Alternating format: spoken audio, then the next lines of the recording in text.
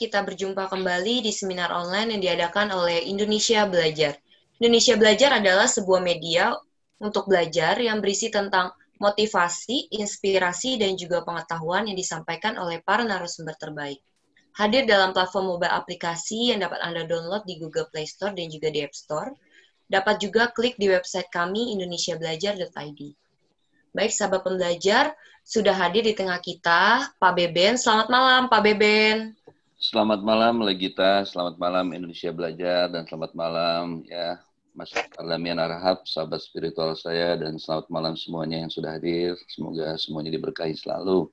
Amin. Amin. Selamat malam juga Pak Pardamaian Harahap. Halo Pak. Selamat malam semuanya. Selamat malam Indonesia Belajar. Malam ini bahagia banget nih. Tema seminar online kita pada malam hari ini adalah tentang filsafat musik, dimensi spiritual dalam jazz. Bagi sahabat pembelajar yang ingin bertanya, nanti bisa chat di room ini. Pada saat pertanyaan, saya akan membacakan pertanyaan atau sahabat pembelajar bisa membuka mic-nya langsung dan bertanya langsung kepada narasumber. Baik Pak, kita langsung mulai aja. Oke. Assalamualaikum warahmatullahi wabarakatuh. Salam sejahtera. Selamat malam buat semuanya. Terima kasih. Bersyukurlah pada Zat yang menggerakkan kita untuk malam ini bisa hadir ya. Karena pasti ada kebaikan di dalamnya. Di tengah wabah, di tengah pandemi, kita masih punya kemauan untuk belajar. Pasti ada sesuatu di belakangnya yang mendorong itu kita untuk terus belajar. Dan kalau bahasanya Bang Dami, ya, Pak Damian Harahap nih kita panggil Bang Dami malam ini. Jadi bahasanya kita harus ikro sampai mati, kita harus belajar sampai mati, ya kan?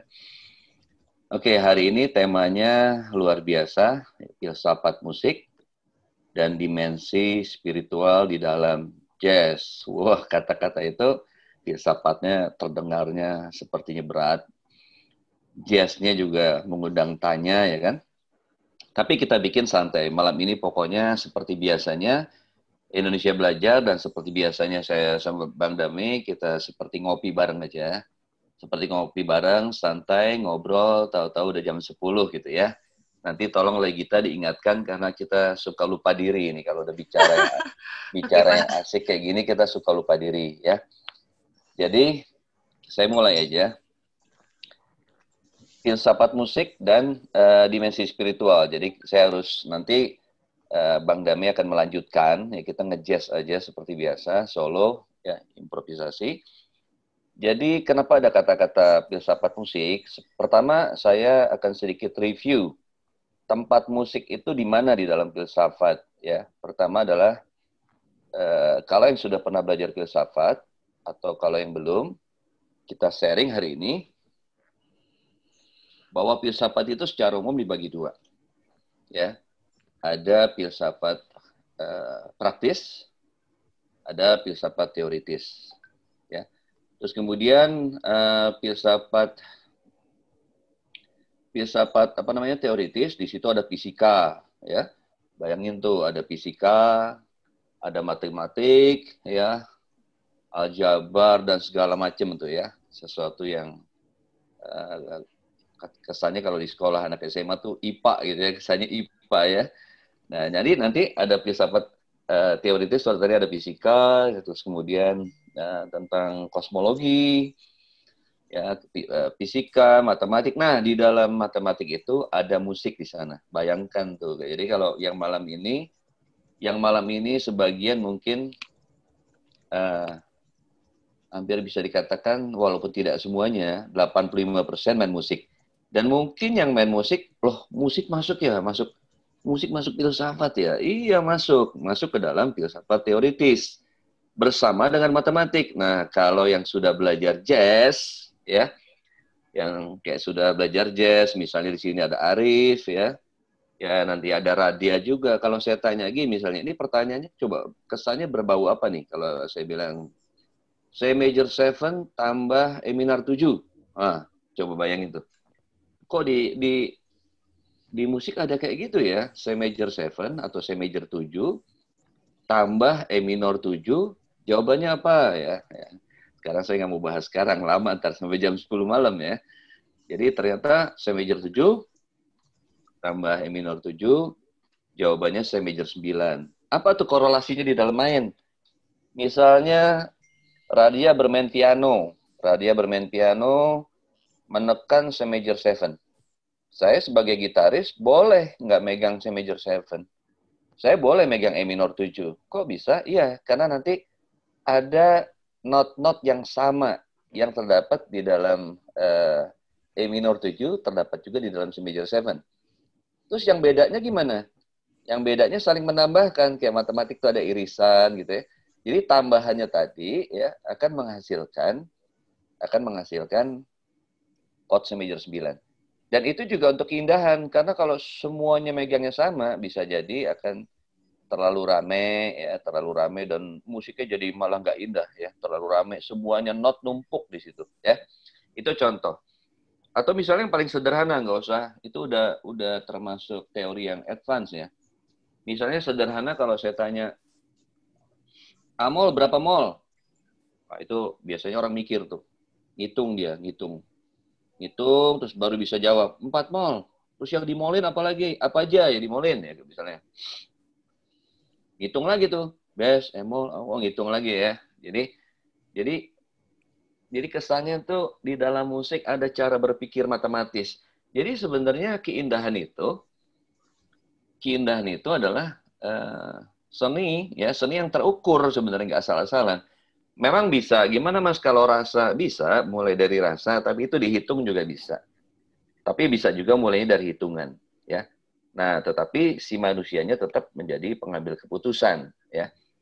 Makanya kalau Kant bilang, musik itu lahir dari seorang jenius, ya, karena selain rasa harus ngerti kaidah-kaidah, gitu, ya. Bahkan nanti lebih luas lagi yang pernah saya bahas di sini, ya kan? Lebih jauh lagi tadi kan saya sedikit kasih gambaran kenapa musik masuk ke dalam filsafat teoritis, terus masuk bersama matematik dan lain-lain ya. Nanti yang kedua kan kita tahu ada filsafat praktis ya, etika dan segala macam. Nah, kita kembali ke musik. Yang kita tahu beberapa kata-kata terkenal dari filsuf, dari mulai Pythagoras yang sering kita dengar nih belakangan ini, bahwa pencapaian tertinggi musik, bayangkan tuh, pencapaian tertinggi musik, ya kan, bukan pada hiburan, ya, bukan musik sebagai hiburan, bukan tidak boleh, tapi jangan berhenti sampai situ kalau bisa, ya kan. Tetapi justru pencapaian tertingginya adalah menghubungkan jiwa dengan ilahi, sampai ke sana tuh, ya kan. Plato, Aristoteles, ya. Nanti saya punya tulisnya tuh. Jadi banyak para filsuf, tidak kurang saya pernah angkat ada 10 filsuf, ya, punya pandangan mengenai musik, gitu. Dari Schopenhauer, Immanuel Kant, Adorno, dan macam-macam. Dari filsafat Barat, filsafat Yunani, ya, bahkan Plato pernah ngomong yang sama. Misalnya, musik itu bagus buat anak muda, bagus buat pendidikan, bisa menguatkan sebuah negara dan macam-macam. Tapi porsinya jangan hiburan lebih tinggi daripada nilai-nilai musik itu sendiri, ya. Nah, karena kadang-kadang kalau itu porsinya lebih banyak, itu malah bisa melemahkan. Jadi paling tidak yang belajar musik, ya, tetap belajar musik, tapi paling tidak punya kesadaran sekarang. Punya kesadaran bahwa pencapaian tertinggi bukan pada hiburan, ya. Harus terus berjalan. Saya pernah ceritakan berulang-ulang bahwa cerita soal The Beatles, bahwa pertama pasti kalau ditanya John Lennon dan Paul McCartney, ini dialognya saya pernah dengar nih, saya baca. John, Paul, kamu main musik untuk apa? Supaya lebih populer dari Elvis Presley. Itu tahun 50-an tuh, masih SMA menuju kuliah kali ya. Kalau ditanya saat itu, ingin punya apartemen bagus ya, pengen punya uang banyak dan lebih populer dari Elvis Presley. Tapi kun payakun ya, Tuhan berkehendak cuma 6 tahun, hanya 6 tahun mereka punya semuanya. Ya. Di tahun 64 mereka udah populer tuh dengan Love Me Do, She Love You, dan macam-macam. Tapi ternyata uang tidak menjawab segalanya. Yang mereka impikan dahulu itu tidak menjawab segala yang mereka inginkan. Ternyata mereka bisa jenuh loh. Ya. Nah, tapi kemudian Paul datang ke sahabat-sahabatnya, yuk kita bikin musik lagi. Untuk apa Paul kita bikin musik lagi? Udah, kita pokoknya nggak usah mikirin uang ya. Tadi saya bilang yang di awal tuh gelombang dunia, gelombang materi ya. Yang selanjutnya mereka melakukan sesuatu untuk yang mereka cintai aja. Mereka suka musik, udah kita bikin musik, pokoknya kita kan musisi, masa nggak bikin musik? Nah, akhirnya mereka bikin musik dengan idealisme mereka dan tidak mikirin uang. Akhirnya lahirlah 3 album besar, ya, Sgt. Pepper's Lonely Club Band, Revolver, terus kemudian ada Musical Mystery Tours. Nah, ternyata saat mereka tidak berpikir soal uang, hanya melakukannya dengan cinta, karena mereka suka musik itu sendiri, nah mereka makin dikayakan tuh, makin kaya, dan bahkan album itu menjadi album terlarisnya The Beatles. Jadi jangan salah, albumnya terlaris The Beatles bukan di era-era Love Me Do, She Love You itu. Justru yang saat mereka itu idealis, jadi musisi jangan takut untuk menjadi diri sendiri. Justru kita di dalam dunia seni akan bertahan lama ketika kita mulai menemukan diri. Sama di spiritual dan di musik, kita harus menemukan diri, sejatinya diri kita, karena musik itu menggambarkan diri kita sendiri. Tetapi, ya, bikin album bagus, itu juga manusia punya keterbatasan. Ya, mereka bisa bikin 3 album, susah untuk bikin 10 album bagus semua, sekeren itu. Tapi kalau gitu gimana? Apakah berhenti main musik? Nah, ternyata ada hal lain. Apa yang membuat mereka terus bermain musik? Oh, rupanya musik ini, ya, musik ini bisa bikin kita lebih dekat sama Tuhan, bikin orang lebih dekat. Terus kemudian musik ini bisa bikin dunia ini damai, ya. Makanya nanti selanjutnya lahirlah, ya, di solonya John Lennon keluar lagu Imagine dan macam-macam, ya. Terus kemudian mereka juga belajar spiritual ke India. Ada satu masa tuh, dari John McLaughlin, The Beatles, dan beberapa musisi, mereka melakukan perjalanan spiritual ya, waktu itu memang lebih banyak ke India, ya kan? Nah, kira-kira demikian. Kita ada gelombang dunia materi, ada gelombang cinta. Ini istilah saya aja karena berjalan sesuai dengan apa yang saya rasakan sampai akhirnya ke gelombang spiritual, bahwa ternyata musik itu seperti yang Pythagoras katakan, bahwa lewat musik, ya, jadi ada yang bisa ketemu Tuhan lewat matematik, ya, ada yang bisa lebih kenal dan cinta Tuhan lewat komputer mungkin. Nah, kalau saya lewat jazz, karena Tuhan juga banyak mengejarkan, misalnya gini, Allah maha detail, ya, maha detail. Saya belajar soal chord di jazz. Kenapa sih misalnya C aja nggak cukup gitu loh? C aja, kenapa harus ada C major 9, C major 13, C 6-9, C min 7-9? Awalnya saya belajar jazz, itu sempat bertanya tuh, kenapa sih jazz nyusah-nyusahin? C yang biasa aja bisa ada 28 bentuk. Yang C nggak pakai embel-embel option 9, 13. C biasa aja bisa ada 28 tuh, bayangin. Ya. Terus lalu saya berpikir, nih jazz nyusah-nyusahin aja nih sepertinya. Ternyata bukan itu tujuannya. Jadi tujuannya adalah, ya, detail. Bukankah Allah, ya, Tuhan itu maha detail? Kita nggak usah berpikir manusia, otaknya manusia aja. Otaknya manusia aja udah sedemikian detail, apalagi seluruh tubuh kita ini, ya. Akhirnya saya punya makrifat kelingking, ya. Jadi betapa makin belajar musik dengan chord-chord aneh, saya makin menyadari betapa bersyukurnya saya punya jari kelingking misalnya, yang sederhana. Saya kalau nggak punya jari kelingking, megang 7-9, megang, aduh susah banget. Jadi ya Allah, kau berikan jari ini, ya. Saya akhirnya ada apa ya, pokoknya saya jadi makin membuat saya makin bersyukur. Ya, ada aspek dengan belajar musik membuat saya makin bersyukur.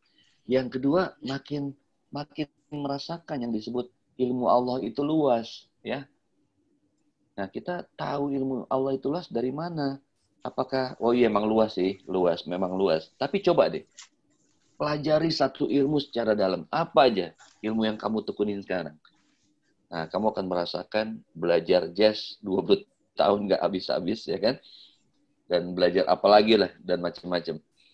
Nah, di situ kita akan bisa merasakan. Jadi, saya belajar bahwa chord-chord miring itu yang disebut chord-chord miring, ya, chord-chord yang susah, itu rupanya kita belajar soal detail. Untuk apa? Mencapai keindahan yang hakiki, ya. Karena kan kita tahu kan Allah juga cinta keindahan. Jadi artinya nggak sembarangan, ya. Nah, jadi itu banyak hal yang saya jadi bisa apa ya? Jadi bisa lebih makin mendekat, makin mencintai Tuhan dan makin bersyukur lewat panca indera yang kita miliki. Terus kemudian makin merasakan betapa apa? Makin luasnya ilmu Tuhan, ya ilmu Allah, ya kan? Dari belajar ilmu tersebut, terus kemudian sampai lebih jauh, oh detail. Jadi akhirnya apa ya? Makin terbuka tuh misteri-misteri chord, bahwa sebenarnya chord-chord miring itu untuk meluruskan sejatinya chord itu harus ada. Cuma karena knowledge sampai akhirnya kita mungkin karena kurang tahu, akhirnya kita nggak pakai chord itu. Padahal chord-chord itu kalau dipakai bisa malah membuat lebih indah, ya. Oke, ini hanya baru sebuah intro dari saya. Kita mengalir, nanti dilanjutkan dengan Bang Dame, sambil nanti kita chit-chat, sambil kita tanya jawab. Kira-kira, jadi secara singkat itulah pembukaan dari saya, bahwa ternyata lewat musik, lewat jazz, ya, pertama ada kaitannya dengan filsafat, bahwa musik adalah masuk di dalam filsafat teoritis. Terus kemudian dengan seni. Nah, seni sendiri juga, musik ini punya satu kelebihan. Dia ada sesuatu yang materi dan immateri. Ada sesuatu yang memang kita bisa rasakan, ada sesuatu yang sifatnya ada yang orang bilang absurd, goib, tidak terlihat, tapi bisa nyambung ke dalam dunia yang immateri.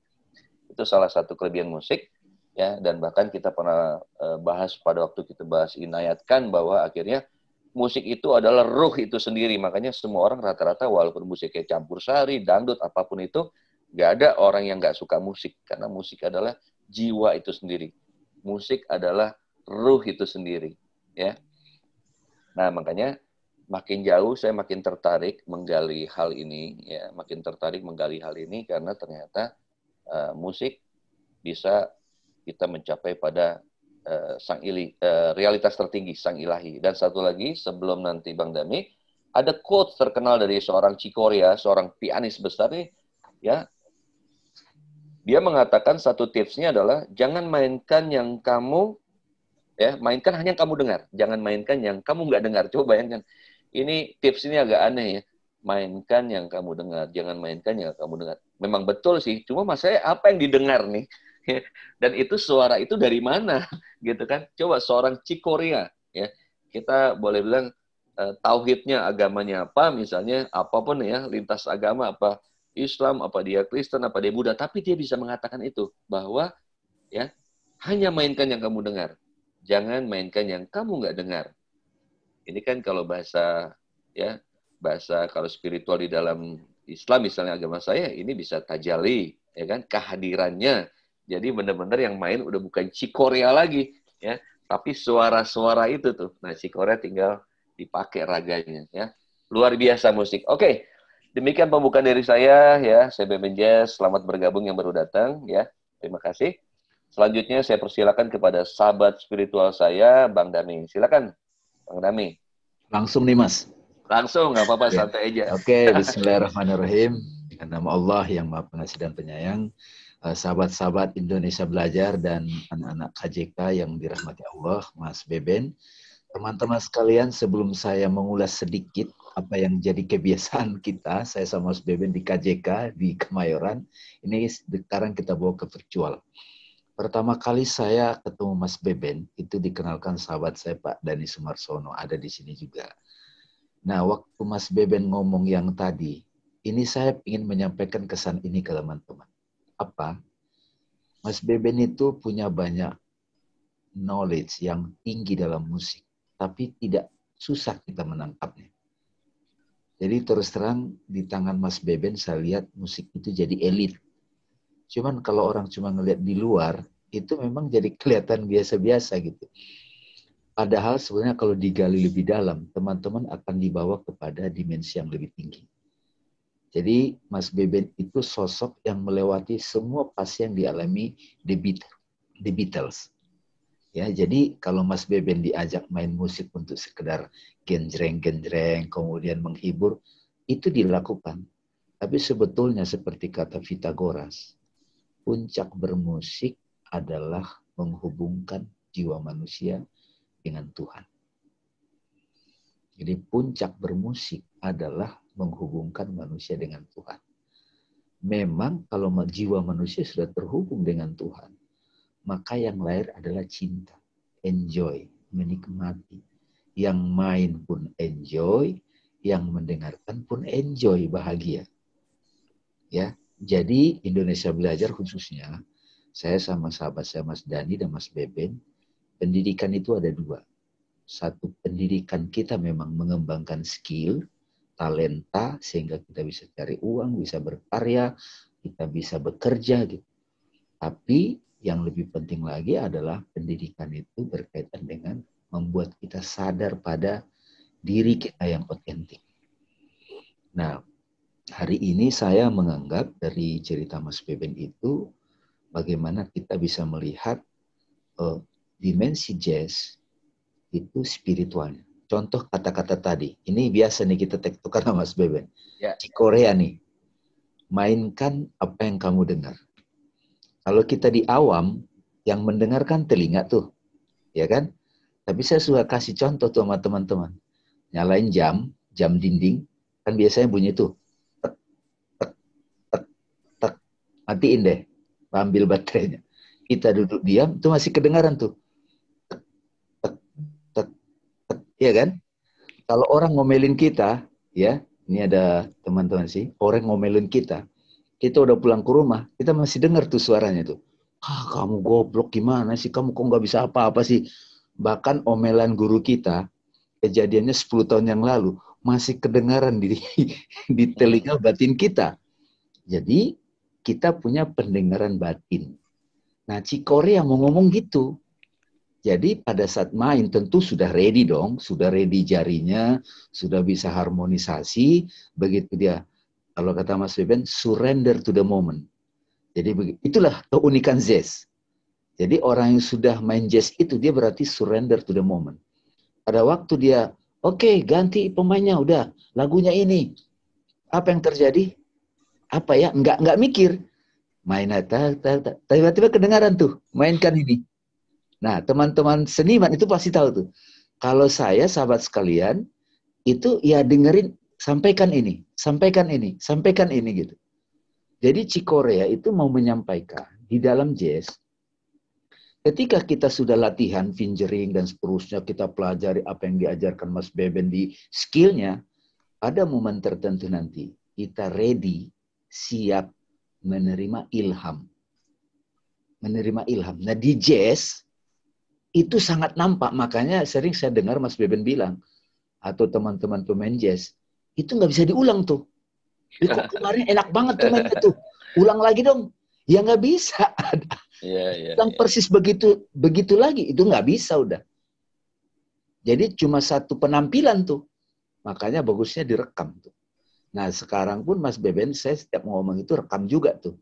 Karena sekarang ngulangnya susah. Nah ini satu kalimat ini saja. Ada dua tuh teman-teman sekalian. Pythagoras ngomong, puncak bermusik. Ya, puncak pencapaian musik. Bukan menghibur. Menghibur salah satu. Tapi terhubungnya jiwa kita dengan Tuhan. Makanya perlu adab. Nah ini kan agak susah nih diterangkan di sekolah-sekolah. Nah ini Mas Beben tuh yang menerangkan begitu. Di Indonesia. Saya nggak tahu nih teman-teman yang belajar musik di mana kursus. Ada nggak kira-kira guru yang mengajarkan begitu. Tapi teman-teman sekalian, kalau belajar musik dengan perspektif seperti ini, belajar jazz dengan perspektif seperti ini, aman. Kenapa? Karena dia saat main musik, itu sudah jadi apa ya? Jadi ibadah buat dia jadi persembahan, jadi enjoy. Kan ibadah itu juga mesti enjoy gitu. Enak mainnya gitu. Saya ingat di sini ada anak saya Arif, saya ngajarin dia musik, itu pertama kali saya kasih rasa dulu. Bagaimana dia dapat rasa main bass, Mas Beben. Ya. Bassnya bento itu loh. Tot, Ya. tot, tot, tot, gitu. Nah, begitu dapat rasa itu main dengan harmoni sama yang lain. Nah, begitu sudah main rasa, itu terus naik. Kalau dia tulus, teman-teman akan merasakan satu kesegaran. Itu namanya terhubungnya jiwa dengan Tuhan. Nah, bahkan mereka yang menikmati musik pun mendapatkan itu. Bayangkan kalau yang main. Bayangkan kalau yang main dapat, yang mendengarkan dapat. Jadi dua kalimat ini, Mas Beben, ini yang saya coba poinkan dari Mas Beben nih. Pythagoras mengatakan, puncak pencapaian musik adalah menghubungkan jiwa dengan yang ilahi. Tuhan itu adalah kreativitas tertinggi, cinta, kasih sayang, dan dia mengalir ke kita. Kita jadi terhibur, enjoy, dan orang yang mendengarkan juga terhibur. Yang kedua, kata-kata Cikorea tadi adalah dengarkan, mainkan apa yang kamu dengarkan. Nah, gimana tuh maksudnya itu? Jadi teman-teman yang pemula atau saya, ini aja. Saya latihannya setiap bangun pagi, duduk, udah ada kata-kata yang turun, tulis. Nah, teman-teman yang musisi, tulis. Kalau dia pelukis, gambar. Kalau dia orang yang memang suka masak, ada ide. Nah, masing-masing kita mempersiapkan diri. Jadi kalau latihan-latihan itu memahirkan jari kita, itu mempersiapkan diri untuk menerima, mendengarkan apa yang dibilang Cikorea itu. Cikorea itu wahyu itu maksudnya. Dengarkan wahyunya nih, ilhamnya nih. Ya, mudah-mudahan 2 poin ini bisa jadi kita kembangkan kemana-mana. Ya, gitu aja Mbak Endah. Thank you Mas Beben. Assalamualaikum warahmatullahi wabarakatuh. Waalaikumsalam warahmatullahi wabarakatuh. Dialog aja.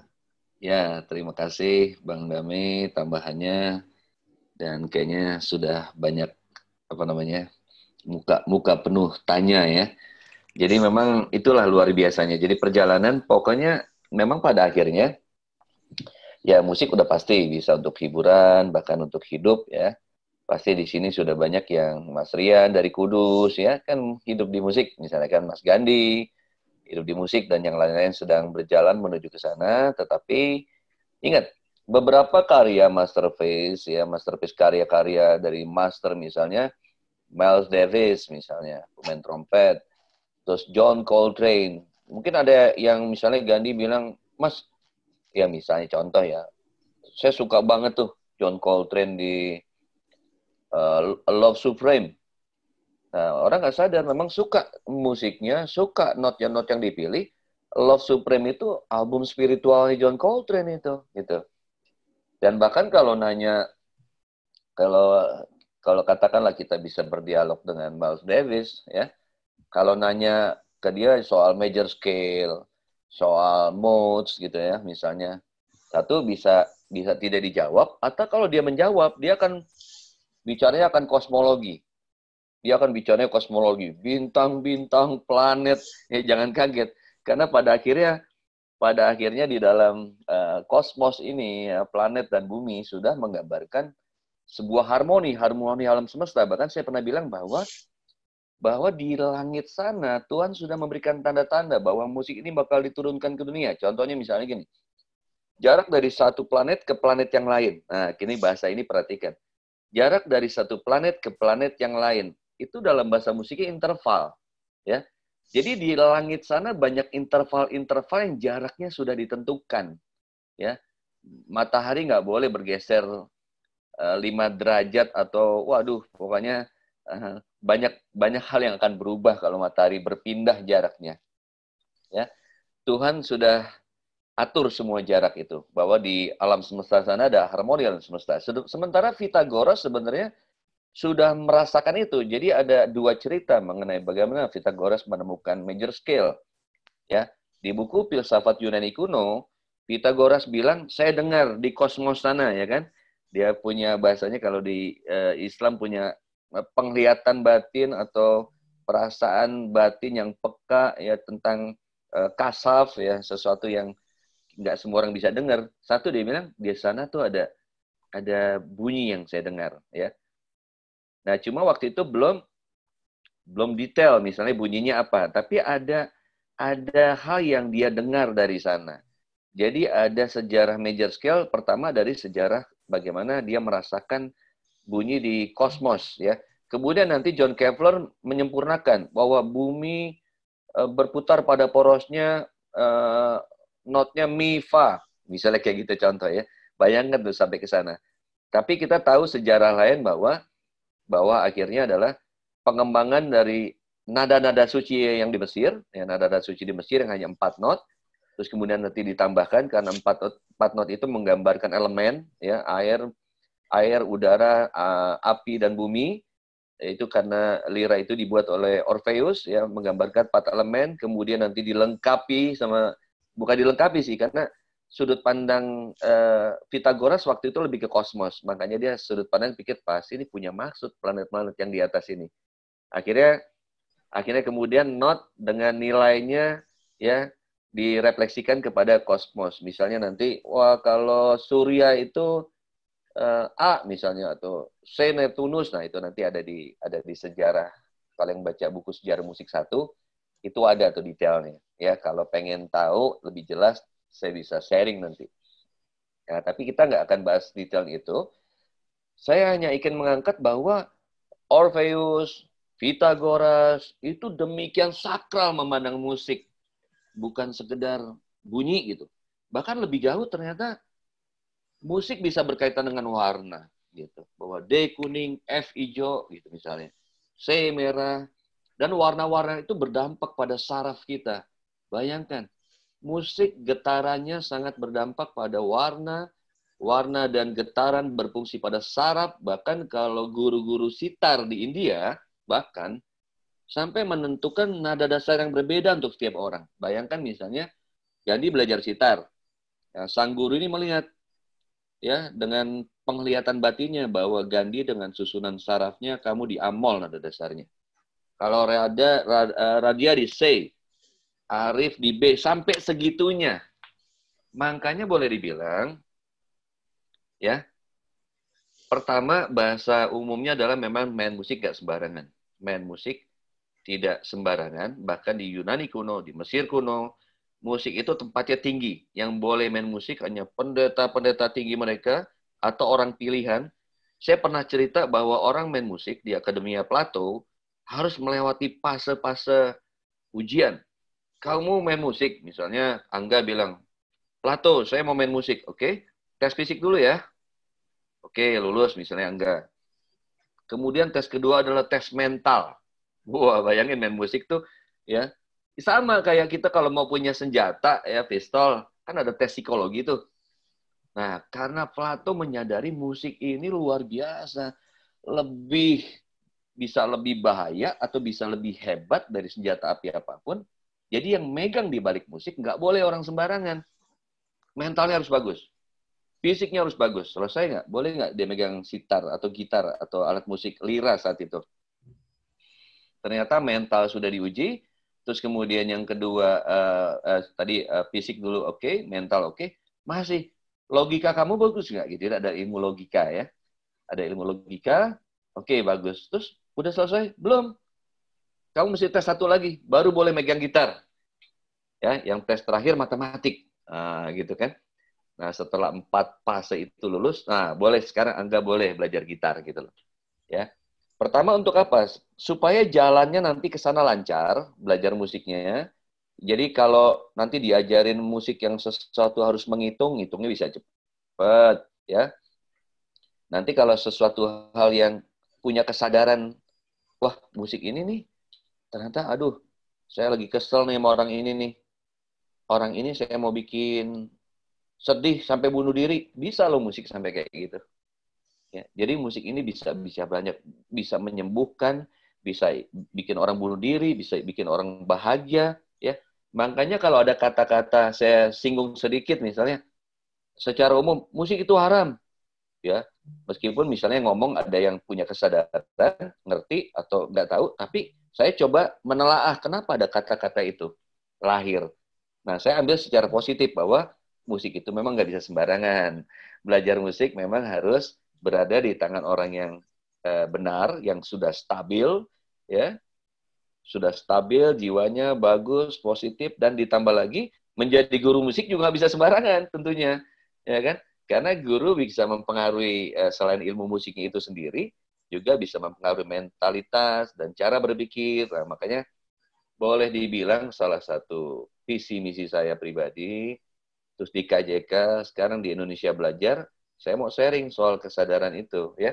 Tapi tetap nggak salah ya, nggak salah kalau Mas Rian ya di Kudus bilang, wah aku untuk hidup dulu Om. Ya nggak apa-apa, kan memang awalnya memang demikian, di pun demikian. Cuma sang guru jangan berhenti hanya sampai di situ ya. Nah jadi kira-kira demikian. Bang Dami boleh menambahkan ulasan saya tadi barusan? Suaranya masih di mute. Oh lagi makan Bang Dami, ya silakan. Sudah langsung tanya jawab Mas Beben. Oke. Makanya tadi saya percepat tadi. Oke, siap. Lagi kita bisa di ini bisa di Oke, baik sahabat pembelajar, ada yang ingin bertanya bisa langsung membuka mic-nya. Silakan. Ya. Belum ada yang nanya, Pak. Belum ada yang nanya? Aku mau nanya, Pak. Tadi kan Bapak bilang nih, musik itu bisa sembuhin orang sakit. Maksud saya tuh, prosesnya itu gimana? Apa nyanyi lagu biasa? Maksudnya contohnya tuh kayak gimana sampai orang tuh bisa sembuh karena adanya lagu gitu? Ya, tentunya begini. Pertama adalah biasanya kan musik ini sekarang dipakai bahasanya sekarang ada jurusan khusus ya. Ada jurusan khusus, namanya musik terapi ya. Waktu terakhir saya ngajar di UPH, itu ada tuh musik terapi. Saya kebetulan ngajar juga di situ, menemani para siswanya belajar gitar dan segala macam. Nah, kita kan tahu yang paling mendasar satu dulu ya. Bahwa kebahagiaan ya, selain keinginan sembuh ya, bahwa kebahagiaan itu adalah imun, salah satu imun terbesar kita. Jadi kalau orang punya kebahagiaan atau punya keinginan hidup, itu salah satu imun dan bahkan vitamin, bahkan itu obat yang terbesar. Pertama di situ. Terus kemudian prosesnya nggak seperti minum Dekolgin, gitu ya. Ini pusing Dekolgin gitu nggak. Jadi di situ kan biasanya musik sebagai pendamping. Pendamping sebagai proses penyembuhan ya. Jadi pendamping dari misalnya itu orang tetap dideteksi ya, misalnya ini sakitnya apa gitu kan. Oh sakit ABCD. Contohnya misalnya gini, saya cerita yang pengalaman langsung ya. Yang saya bukan mengobati tapi saya menemani. Jadi waktu itu ada sahabat saya kira-kira usianya 60 tahun gitu. Ya jadi kanker stadium 4. Kanker stadium 4 apa 5 gitu udah cukup parah ya. Dan istrinya bilang setiap 15 menit nyeri punggungnya. Nyeri karena udah kena sumsum tulang belakang mungkin ya kankernya. Jadi duduk 15 menit tuh pasti nyeri dan sakit banget gitu. Nah, akhirnya saya berkunjung ke sahabat saya itu. Pertama saya datang dia bahagia. Ya, saya datang dia bahagia. Dan senyumnya satu tidak terlihat seperti orang sakit. Padahal 15 menit tuh nyeri loh, ya kan? Terus kemudian ngobrol, karena saya tahu pertama saya harus tahu dong dia suka musiknya apa, ya kan? Nah, kemudian akhirnya saya tahu, saya kebetulan memang tahu dia suka jazz. Nah, akhirnya saya ngomong soal jazz. Setengah jam sudah berlalu, dia tidak nyeri, ya kan? Nah, kemudian saya juga kan sama Mbak Ina, istri saya kan. Terus kemudian saya bilang, namanya waktu itu Mas Sigit diam aja. Saya mau nyanyi sama istri saya, ya kan? Udah kita nyanyi Over the Rainbow 2 jam nggak sakit-sakit, nyerinya itu nggak terasa, ya kan? Bahkan akhirnya dia pengen nyanyi, ikut nyanyi. Jadi setelah 2 jam dia ikut nyanyi, ya. Nah konon selama 2 minggu dia nggak nyeri-nyeri. Nah itu kan sesuatu apa ya? Bisa dibilang lahirlah satu kebahagiaan, ya. Di situ ada rahasia ilahi juga, tapi ya di situ ada satu peranan tetap dia minum obat dokter, tapi kan ajaib gitu. Ajaib bagi yang bersangkutan maupun keluarga, kok Mas Sigit ini nggak nyeri gitu kan. Nah, jadi kira-kira itu satu contoh yang mendasar bahwa dengan kebahagiaan, ya kan. Tapi ada juga yang lebih spesifik gitu. Misalnya Anthony Bruckner dengan Simfoni nomor 5. Ketika seorang waktu itu di zaman itu sakit panas nggak sembuh-sembuh, ya, dia bikinin komposisi khusus. Buat sahabatnya itu. Dan akhirnya dengan dokter panasnya tidak turun, tetapi dengan lagu yang dia mainkan khusus dia, ya kan, akhirnya panasnya sembuh. Tentunya lah kita, ya, di sini peranannya bukan cuma sekedar main musik sembarangan gitu. Dia harus mengenal manusianya, ya, secara psikologi, bahkan lebih detail tahu penyakitnya seperti apa. Karena misalnya gini, not D dan not F dan not A itu beda pengaruhnya pada manusia, gitu loh.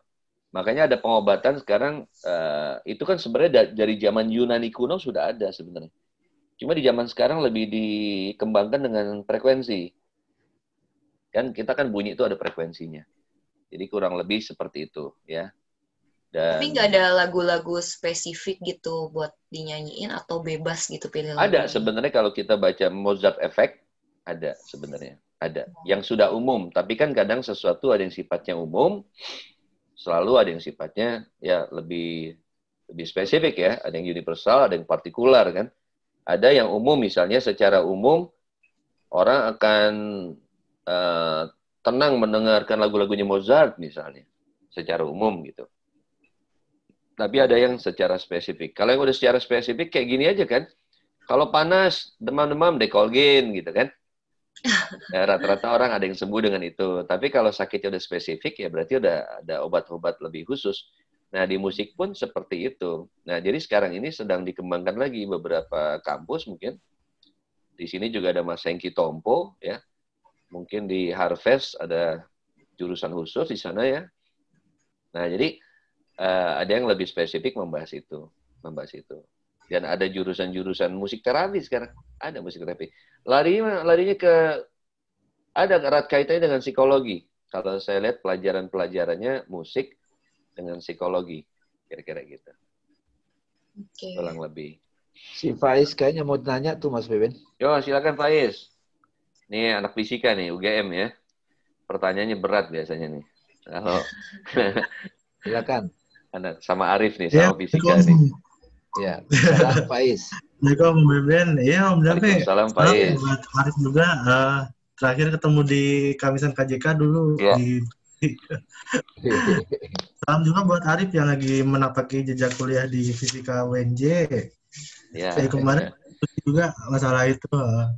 Masalah tanya hujannya kenapa kok deres, kenapa kok mundur gitu-gitu. Ini kan mau tanya Om, saya barusan baca nih buku Firasat nih, kitab Firasat. Ya, Firasat, oke. Wah, Ya kan? Firasat, Bang Nami jurusannya Firasat nih. Di sini tuh ada dibahas tentang daya bagian belakang otak yang menyimpan berbagai abstrak yang melahirkan paham. Apa baca daya belakang? Nah, ya. itu dulu pernah dibahas Om yang masalah daya paham itu. Ya, kan ada daya bagian tubuh yang bisikan paham itu. Ya. Iya. Kalau di neuroscience amigdala tuh.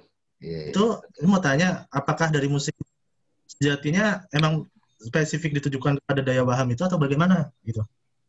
Oke. Ya nanti Bang Dami yang akan jawab, saya cuma tambahkan sedikit di belakang itu ada amigdala namanya. Itu musik di sana tuh, ya, yang rasa-rasa deh, yang kaitannya dengan rasa-rasa tuh di belakang ada amigdala. Oke, Bang Nami silakan. Oke, Mas Faiz dan teman-teman sekalian. Sebenarnya pertanyaan Faiz ini itu membutuhkan pengantar, tapi saya coba upayakan bisa menerangkan di sini. Jadi secara sederhana teman-teman sekalian, diri kita itu kan ada jasmani yang punya fungsi-fungsi panca indera, ada rohani yang memberikan kita energi hidup yang kita bisa alami melalui napas. Jadi pada saat kita bernapas dengan sadar masuk dan keluar, itu dengan mudah kita menyadari keberadaan rohani kita. Nah, antara jasmani dan rohani itu ada jiwa kita itu, soul gitu ya. Nah, soul kita itu fungsi ada indera batinnya. Indera batin yang juga kita bisa kenali ada namanya memori. Ya kan? Sebagian orang menganggap memori itu di otak, itu salah sebenarnya. Otak itu ya materi juga kalau kita bedah gitu. Nah, teman-teman sekalian, nah pada waktu kita mengingat sesuatu, sesungguhnya kita membuka kembali file-file yang ada di jiwa kita. Ya. Jadi dia menyimpan kayak di komputer itu kayak hard disk. Jadi itu namanya memori. Yang disebut masa lalu itu sebetulnya tersimpan di memori itu. Ya. Nah, kemudian data-data yang ada di jiwa kita itu dalam bentuk memori, gambar, emosi, makna-makna, itu ada di situ namanya daya waham. Nah, daya waham itu dikenalkan oleh Ibnu Sina, kalau di kita bahasanya itu imajinasi kreatif. Ya, contohnya misalnya gini, ini saya lepasin nih. Saya lepasin, jatuh kan, itu mata melihat. Begitu saya tutup mata, datanya kan ada, bayangannya kan. Ya kan, kayak kita, Pak Is punya foto saya nih, foto set gitu kan. Nah, foto saya itu ada di hard disknya Pak Is. Nah, kemudian foto saya itu dengan aplikasi di komputer, face application, itu dibuat muka saya jadi tua. Iya nggak? Sekarang kan jadi 80 tahun, dari jenggotan, jadi muda bisa. Nah, daya yang bisa mengubah-ubah data digital itu namanya waham. Nah, kalau waham ini jalan sendiri, dia bisa berbahaya. Nah, seniman itu kan liar tuh. Imajinasi kreatifnya itu kan. Bebas merdeka gitu. Karena itu dia kadang eksperimen, nyoba-nyoba. Itulah sebabnya dia harus di indera batin itu ada akal juga. Akal atau logika yang menimbang. Menimbang, mensinkronkan satu sama yang lain. Itu yang Mas Beben tadi bilang, matematika musik itu ada. Jadi dia nggak bisa dilanggar gitu. 1,5, 1,5. Itu memang begitu. Ada proses pengukurannya tuh. Jadi kalau 1,1,1,1,1 itu jadi nggak enak gitu. Nah, itu daya intelek. Ya, waham itu di bawah imajinasi kreatif. Nah, di atas akal itu ada lagi namanya kolbu. Nah, untuk ke kolbu itu kita disitulah fungsi prayer, meditasi, zikir, silent gitu ya, sholat. Nah, orang kalau sudah hening teman-teman, nah itu yang dibilang Cikorea itu. Dia bisa mendengar musik dari langit, kemudian struktur akalnya mensinkronkan, imajinasi kreatifnya bekerja, udah tangannya main, dia ambil data-data yang di dalam memori, nah ini cocoknya ini nih gitu loh. Gitu. Jadi waham itu kayak nih misalnya nih, waham itu kayak kepo, pasti begini, pasti begini, pasti begini. Kita bisa kreatif kan di situ kan? Nah, cuman kalau jangan terlalu begitu, nanti lu ribet sendiri lu gitu. Seorang istri misalnya tiba-tiba ngeliat HP suaminya, sayang kamu di mana? Ini apa nih? Kepo tuh kayak gitu. Nah, ini si daya waham ini nih suka liar tuh, bikin makna sendiri. Seenaknya dia harus juga disinkronkan dengan daya akal. Ini pendekatan dari Ibnu Sina, Mas Faiz. Jadi waktu Faiz datang ke KJK itu gimana yang membedakannya? Yang membedakannya adalah kan sadar tuh. Saya suka kadang waham ini kalau dia terlalu kreatif jadi ego. Ini yang penting ini nih, nggak bisa nih, harus begini nih, gitu. Tapi akal kan nggak gitu.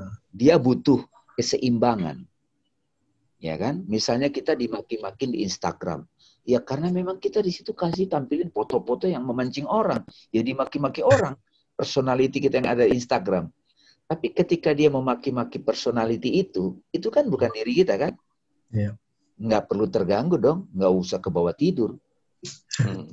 Nah, jadi teman-teman sekalian, Faiz itu lagi bertanya, gimana saya bisa membedakan itu?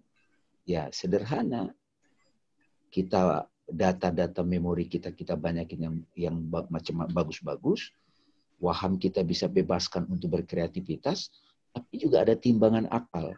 Kalau tidak nemu jawaban di situ, kita bisa hening, jujur, Tuhan aku tidak tahu. Disitulah dimensi spiritual dari apapun sebetulnya. Jadi kata-kata Cikorea itu Mas Beben, itu betul-betul karena panjang tuh perjalanannya. Iya. Gitu. Dan Kalau memang Pak Is yang main atau misalnya siapa nih? Jenggot ada nih. Tuh Angga yang Mas main Rian musik tuh sih. jenggot itu. Yang jenggot tuh Mas Rian dari Kudus itu, Mas. Oh, Mas Rian gitu Dari kan, kita Kudus tuh. main begitu aja. Gue dengar apa ya? Gue dengarnya lagu dangdut di sininya itu memang gitu. Yang dimaksud Cikorea itu bukan yang didengar yang selama dipakai telinga, yang kerekam di memori, tapi yang kita dengar dari dimensi langit. Nah, orang yang bisa terhubung dengan dimensi langit itu tulus, ya tulus, rendah hati, surrender to God. Makanya kan Cikorea ada juga kata-kata dia itu. Dari Mas Beben saya dapat. Surrender to the moment. Nah ini banyak yang perlu dielaborasi, tapi terus terang. Ini yang saya sebetulnya tadi teman-teman perlu saya sampaikan. Saya jadi bersahabat sama Mas Beben karena agak langka nih Mas Beben ini. Jujur ya, Mbak Endah ya. Mbak Legita. Mbak Legita ya. Oh, aku ya, di Mbak Legita itu langka nih Mas Beben ini. Jadi barang langka ini. Cuman memang butuh murid-murid yang ada kesungguhan untuk bisa mengadop semua pengetahuan. Karena selama ini kan musik hiburan, industri, nggak ada yang salah dengan itu. Tapi siapa yang membawa musik itu membuat kita terhubung, membuat bijak. Cuman memang itu butuh ya kelas-kelas yang tekun gitu loh. Iya. Gitu, butuh yang tekun dan kadang-kadang yang begitu mohon maaf nggak bisa jualan gitu. Kalau sekali manggung kan yang bagus-bagus sudah 200 juta gitu kan. Jadi kalau yang sudah ke sini nggak bisa begitu gimana dong ya kan? Karena itu saya sebetulnya ingin sekali menyampaikan itu. Dulu ya kalau anak-anak raja itu anaknya itu khusus dicari guru musik. Nggak sembarangan itu. Begitu anaknya cuma satu dikasih guru musik. Itu contohnya Mas Beben. Nah guru musiknya apa? Sangat terhormat. Kayak Pujangga, Ronggo Warsito gitu. Pujangga itu temannya itu ya para raja-raja gitu. Hanya saja ilmunya Mas Beben ini dikasih di KJK gitu. Di Tanjung Priok, di Kemayoran coba. Luar biasa gitu. Maka tapi nggak apa-apa disampaikan. Tapi menurut saya ini sebetulnya pengetahuan-pengetahuan yang sangat elit, elegan. Kalau di antara teman-teman yang hadir 43 ini ada aspirasi begitu, wah luar biasa, gali terus. Terus terang saya pertama kali ketemu Mas Beben, saya merasa itu. Nah, akhirnya kita terbalik, Mas Beben belajar filosofi, sama itu tasawuf, saya jadi belajar musik, tapi juga nggak mahir-mahir, musik jazznya suka. Tapi saya ingin menyampaikan semangat itu ke teman-teman. Musik ini bisa membawa kita ke situ, ke dimensi itu. Kalau secara umum sih semua art, seni lukis juga, seni patung, seni tari, tapi spesialis untuk musik itu Mas Beben. Khusus lagi jazz. Mungkin siapa lagi nih? Radia barangkali, Arif. Nah, ini ada pertanyaan lagi Pak dari Silakan. Bara Matahari. Salam kenal Om Beben dan Om Dame. Saya umur 12 tahun baru belajar musik. Adakah referensi yang perlu saya pelajari untuk hal ini, musik dan filsafat? Ini nih.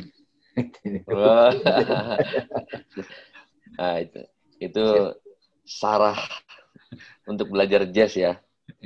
Ya, jadi salam kenal juga Bara, terima kasih ya. Wah, luar biasa ya, masih 12 tahun ya. Masih 12 tahun.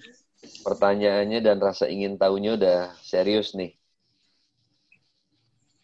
Memang di satu sisi kesannya memang seperti terpisah awalnya musik dan filsafat. Nah, saya pisahkan dulu baru saya satukan. Jadi tentunya untuk musik ya Bara pertama belajar dulu nih kalau belum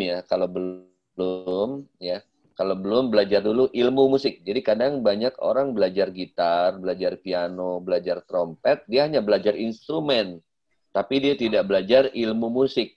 Ya, bahkan sebenarnya kan instrumen, nanti ada genre, rock, blues, dan segala macam, itu kan bahkan di dalam planet musik, bahkan di dalam dunia musik. Nah, cuma kadang orang suka lupa belajar musiknya itu sendiri. Kadang pertanyaannya, apakah seseorang yang sudah bisa main Mozart, apakah seseorang yang sudah bisa main lagu-lagu yang umum ini, apakah sudah bermusik? Pertanyaannya, ya memang dia terlihat seperti main musik, tapi belum tentu dia bermusik. Karena sejatinya bermusik adalah, ya ketika kita mampu memindahkan ya segala kreativitas, ya imajinasi kita, bahkan memindahkan diri kita sendiri ke dalam musik kita, ya jari-jari itu alat musik sebenarnya cuma alat. Jangan lupa itu hanya alat. Alat untuk memindahkan diri kita sebenarnya, ya kan? Yang kita rasakan dari mulai musik untuk musik, musik untuk kehidupan, dan musik untuk Tuhan. Ya alatnya gitar itu dan jenis musik itu. Tapi sebenarnya adalah yang namanya bermusik sebenarnya nantinya jangan lupa adalah diri kita harus hadir di sana gitu. Ya mungkin di awal diri kita yang ego, aku, sampai diri kita yang sebenarnya adalah ada Tuhan di dalamnya, ya.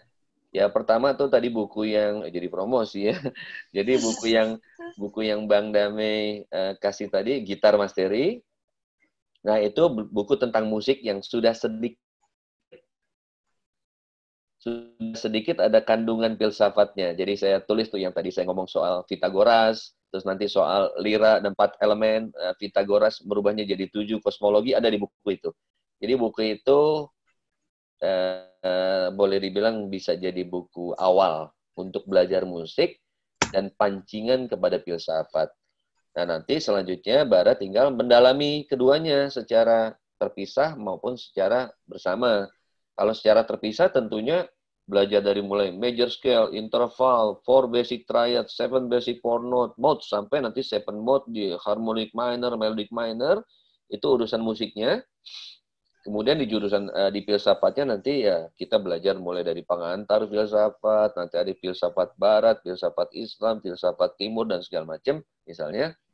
Itu, nah nanti ada buku-buku yang spesifik walaupun agak jarang karena saya udah hunting ya. Ternyata masih sedikit, misalnya filsafat musik misalnya gitu. Kalau di Indonesia kan atau musik filosofi. Nanti lebih sedikit lagi kalau udah urusannya misalnya filosofi of jazz. Nah, itu lebih sedikit lagi. Itu masih banyak peluang orang untuk membuat buku di sana. Dan ada satu buku yang bagus yang menjadi representatif, boleh dibilang cermin atau ya ini seperti ini yang saya inginkan adalah buku dari Inayat Khan ya. Jadi tentang musik, sound ya, bunyi dan musik tuh, dimensi ya, suara ya. Jadi dimensi mistis, suara, musik dan bunyi. Nah, itu juga bagus itu. Sangat bagus bahkan. Nah, jadi arahnya ke sana. Dan sekarang saya tambahkan sedikit kenapa jazz malam ini ya. Bukan berarti mungkin musik lain tidak bisa mendekati Tuhan dan lain-lain, tapi jazz punya ruang-ruang. Jazz itu punya ruang-ruang untuk menggali sesuatu lebih detail. Contohnya di dalam ilmu reharmonize, jazz itu detail, dan jazz ada yang namanya improvisasi, di mana dilakukannya spontan. Nah, ruang-ruang itulah, dengan ruang itulah, makanya seorang Chick Corea sampai bisa mengatakan tadi quotes-nya, mainkan hanya yang kamu dengar. Dan jangan mainkan yang kamu nggak dengar. Itu karena spontan. Ya, kan misalnya kalau musik yang lain dipersiapkan dulu, dilatih, baru dipresentasikan. Kalau jazz kan memang surrender to the moment. Spontan. Jazz itu manifestasi sebuah kebebasan dan dituangkan spontan dalam bentuk improvisasi. Nah, spontan itu benar-benar tuh kita menyimak pintu spiritual, mendengar dan menangkap nada-nada yang mudah-mudahan kita sudah dapat seperti Chick Corea itu spontan. Bahkan Schopenhauer kan bilang bahwa seni apapun, misalnya seni arsitek, seni lukis dan segala macam, sesungguhnya hanya mempresentasikan sesuatu yang udah ada di atas, ya. Bahasanya kalau di Muslim lauh mahfud, ya, dunia atas, sesuatu yang tinggal gambar gunung, ya, ada di sana catatan mengenai gunung, kita tinggal lukis lagi. Kecuali musik katanya, dia adalah gagasan itu sendiri, langsung. Kalau kata Schopenhauer, boleh setuju, boleh enggak. Tapi filsafat barat tadi, Arnold Schopenhauer dari Jerman mengatakan demikian. Dia sangat meninggikan musik karena filsafatnya salah satu pandangannya bahwa musik itu, seni itu salah satu jalan untuk menghilangkan penderitaan, kata Schopenhauer. Semua seni, ya kan? Nah, tapi dia paling meninggikan musik karena musik itu adalah gagasan langsung. Nah, langsung itu jazz. Jadi benar-benar bisa ditangkapnya langsung dan spontan gitu.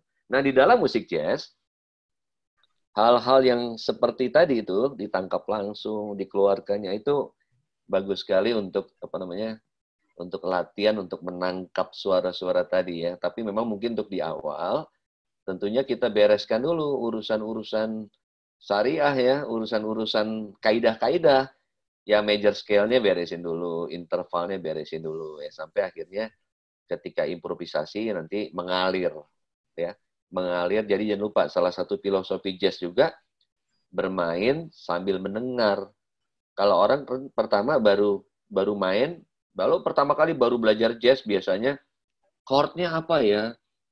Habis ini chord-nya apa ya? Gitu loh. Nah, untuk urusan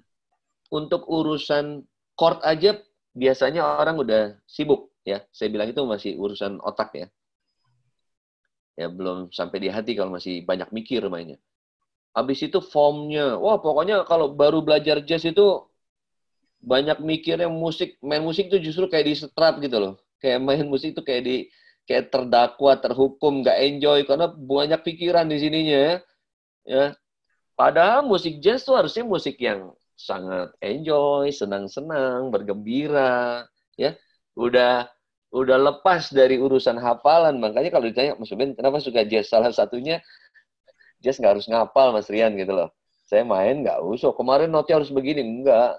Ya kita berserah diri aja pada keadaan saat itu. Jadi not terbaik yang mana sih? Dorian, Phrygian, Mixolydian? Enggak. Not yang terbaik adalah yang saat itu dikasih dan kita keluarkannya tepat sesuai dengan yang dibutuhkan oleh komposisi. Nah, jadi jazz itu melatih itu. Jadi saya lihat jazz ini punya ruang-ruang itu, punya ruang untuk detail dalam pindahan, punya ruang untuk mengeluarkan suara-suara dari atas spontan ditangkap ya. Tapi proses pelan-pelan ya. Kalau untuk bara tadi demikian aja, bisa tadi ya, buku tadi ya, bukan buku satu-satunya tapi itu salah satu buku yang hanya 71 halaman, tidak terlalu tebal, mungkin bisa jadi pintu, selanjutnya bisa pendalaman. Demikian Legita, silakan. Oke, lanjut ya Pak. Ini ada pertanyaan dari Yusuf. Malam Om Beben, ya. Om Dame mau bertanya, adakah nada-nada untuk instrumen kebahagiaan, kesedihan, dan lain-lain? Referensinya ada nggak ya Om? Oke. Kalau dibilang ada. Kalau ini yang nanya Yusuf. Yusuf boleh dialog dengan saya, keluarkan suaranya. Ya Om, malam. Malam Mas Yusuf. Ya. Boleh buka videonya biar agar saya bisa melihat dan kenalan dengan wajah Mas Yusuf. Kalau berkenan, kalau nggak berkenan nggak apa-apa. Selamat malam Om. Halo Mas Yusuf. Alhamdulillah. Ya. Oke, Mas Yusuf main musik nggak? Iya Om. Main musik apa? Campur-campur Om. Kadang di solawatnya sih Om sebenarnya. Oh salawat, luar biasa ini Mas Yusuf salawat ya. Main musiknya apa? Alat musiknya? Alat musiknya gitar Om. Sama gamelan. Itu cocok ya. Cocok sama saya gitar. Jadi Mas Yusuf sudah belajar soal modes nggak misalnya? 7 mode, 7 warna di dalam major scale. Oh, dikit-dikit Om. Ya, nanti ada lagi 7 warna di dalam harmonic minor, 7 lagi di dalam melodic minor. Nah itu, ya itu setiap note itu punya nuansa Mas Yusuf. Ya misalnya contoh saya gambarkan dulu. Jadi gini, sekarang gini, saya boleh dialog sedikit. Sekarang bayangan Mas Yusuf mengenai modes itu apa sebenarnya? Yang disebut modes. Setahu Mas Yusuf aja.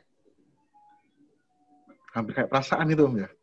Nah, jadi gini, sering di dalam dunia musik,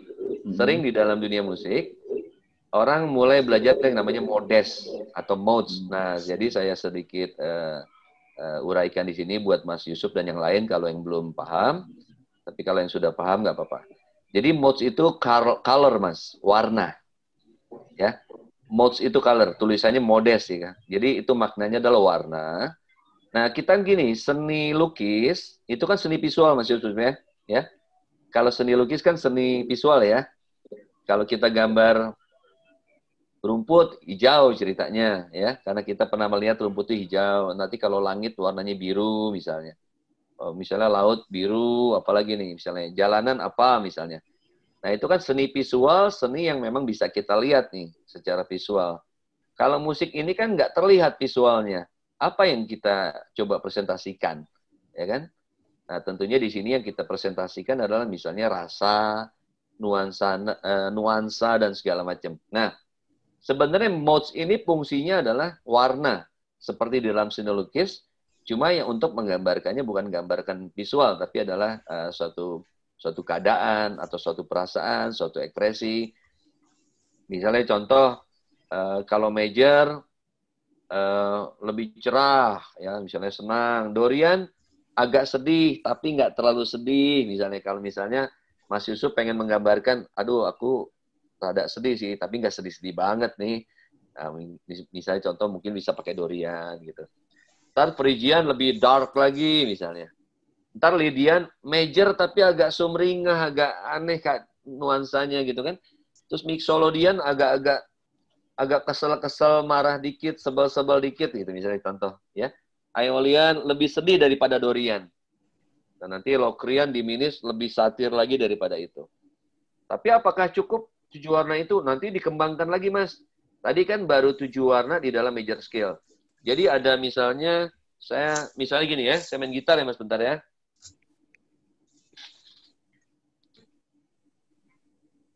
Nah, coba Mas Yusuf dengarkan ya. Dengarkan nuansanya. Tapi ini tidak ada salah dan benar, Mas. Mas utarakan dengan bahasa sendiri aja apa yang Mas rasakan. Misalnya contoh gini ya. Ya Mas Yusuf dengar kan? Nah ini major scale nih, misalnya major scale ya. Ya, misalnya.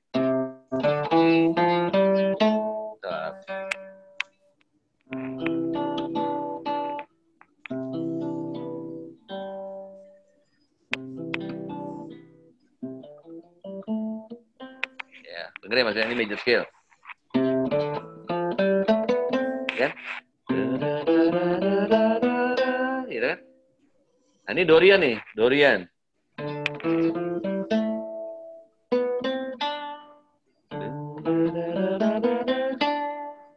Gitu ya. Nah, coba kita merasakan ya, Dorian. Nah, ini Phrygian.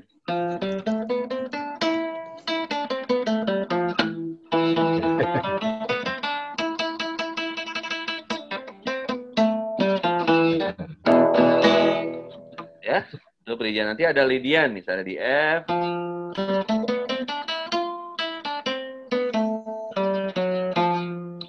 Terus ada Mixolydian, misalnya.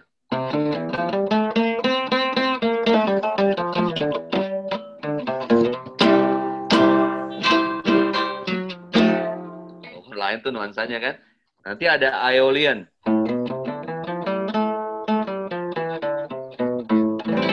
Lebih minor ya, minor ya. Nah, nanti ada Locrian yang terakhir.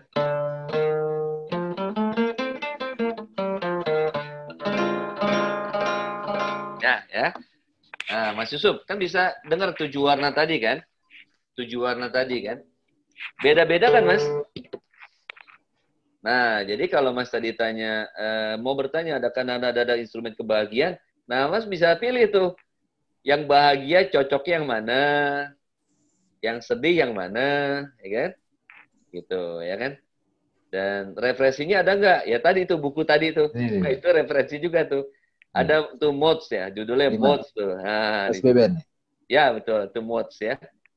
Nah, itu referensi. Jadi saya promo. Cuma itu buku terbitnya 28 Desember 2015. Nah, kalau di Gramedia udah nggak ketemu, Mas. Udah nggak ada. Jadi rajin-rajin hunting di internet, ya kan? Udah gak susah tuh ya, Bang Dami pinter tuh langsung beli 5 kayaknya. Ya. Udah langsung beli 5, kaget Tapi juga. kayaknya Mas Beben kalau nulis buku sekarang lebih dahsyat lagi kayaknya. Alhamdulillah. Apalagi kita nanti nulis berdua ya, insya Iya, Allah ya. amin. Luar biasa. Nah, itu kira-kira demikian tuh, ya. Tapi nanti ada lagi Mas pendalaman nanti. Itu kan baru 7 warna di dalam major scale. Nah, itu di dalam apa tadi? Di dalam buku tadi masih 7 warna di dalam major scale. Karena itu buku basic ya. Nah, rencananya saya akan nulis yang advance. Jadi nanti ada 7 warna di dalam harmonic minor, ada 7 warna di dalam melodic minor gitu. Itu kosmologi Mas sebenarnya nanti itu, ya. Itu nanti sebenarnya kaitannya ke sana tuh. Ya kan di atas tuh ada alam semesta tuh ada harmony of sphere ya. Jadi ada harmoni alam semesta itu. Oke, Nanti Mas pandang Yusuf nanti mudah-mudahan ada terjawab Mas ya. nanti makanya Mas Yusuf nanti kalau yang hari ini saya jadi ngasih tahu maksudnya untuk info kalau yang hari ini ingin bergabung nih Indonesian Belajar ini ada WhatsApp grupnya. Jadi kalau kita bisa diskusi lebih jauh ya dengan keterbatasan waktu kan mungkin di sini nggak cukup. Nanti bisa minta Legita atau di chat WhatsApp-nya di invite. Nanti saya kasih juga pandangan-pandangan Plato mengenai Dorian, Lydian, terus yang Plato suka yang mana gitu nanti saya kasih tahu. Plato juga bahas itu Mas. Luar biasa ya. Bukan Beben Jazz doang. Iya betul. Nanti saya posting. Iya. Saya posting nanti. Udah dibahas dari sejak dulu itu.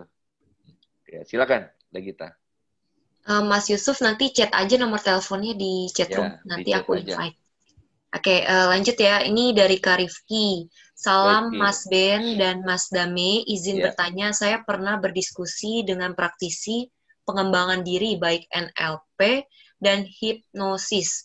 Ada beberapa pendapat mengatakan musik mampu mempengaruhi state manusia dan apakah dalam bermusik kita perlu memfilter nada, lirik lagu, dan aransemen musik ketika kita sedang membuat sebuah karya. Thanks. Ini ada kaitan dengan NLP. Bang Dami mau jawab dulu dengan perspektif Bang Dami. Silakan. Ya, boleh saya ini dulu nanti Mas Beben yang lebih detail. Ya, nanti saya lebih ke detail ke musiknya. Ya, Mas Rifki ya, NLP itu kan satu ilmu yang belakangan ini berkembang disebut Neuro Linguistic Program. Dia menggunakan kata neuro.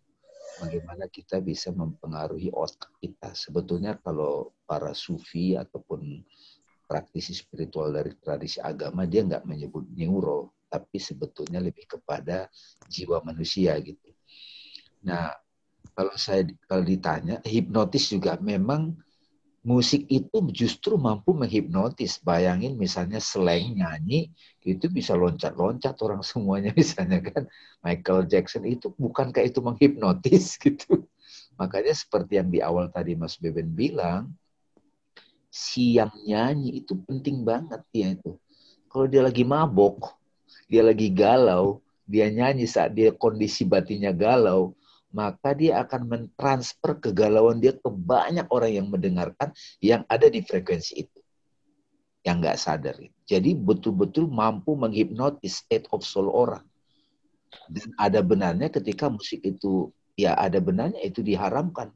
Dalam konteks apa? Tapi kalau itu orang yang suci batinnya dan dia sadar, dia mainkan musik, dia bisa mengubah state orang. Itu kira-kira. Nah, jadi betul-betul mampu menghipnotis gitu. Itu ya Bang Rifki ya. Jadi bagaimana kita memfilter nada-nada yang itu? Nah, itu kembali lagi ke niat sih. Jadi kalau orang itu niatnya baik, maka secara otomatis sesuatu yang baik itu kan harmoni, peaceful, menyemangati, menginspirasi, membuat orang antusias. Tapi kalau niatnya jelek, itu memang yang masuk ya frekuensi yang jelek juga gitu. Jadi like gitu. Yang tukang gosip ya ketemunya tukang gosip gitu. Nipu ya temunya tipu gitu. Jadi kembali ke niat. Gimana memfilternya? Ya kembali ke niat. Saya yakin teman-teman yang sudah feelingnya tajam, dia mampu tuh. Nanti Mas Beben tambahin dari sisi detail ilmu musik. Gitu Mas Beben. Ya, terima kasih Bang Name. Jadi mampu menghipnotis banget. Saya aja Mas yang biasa-biasa kadang-kadang kalau sudah ngaji 2 jam gitu, saya nyanyi satu lagu, wah itu jadi charming saya itu gitu.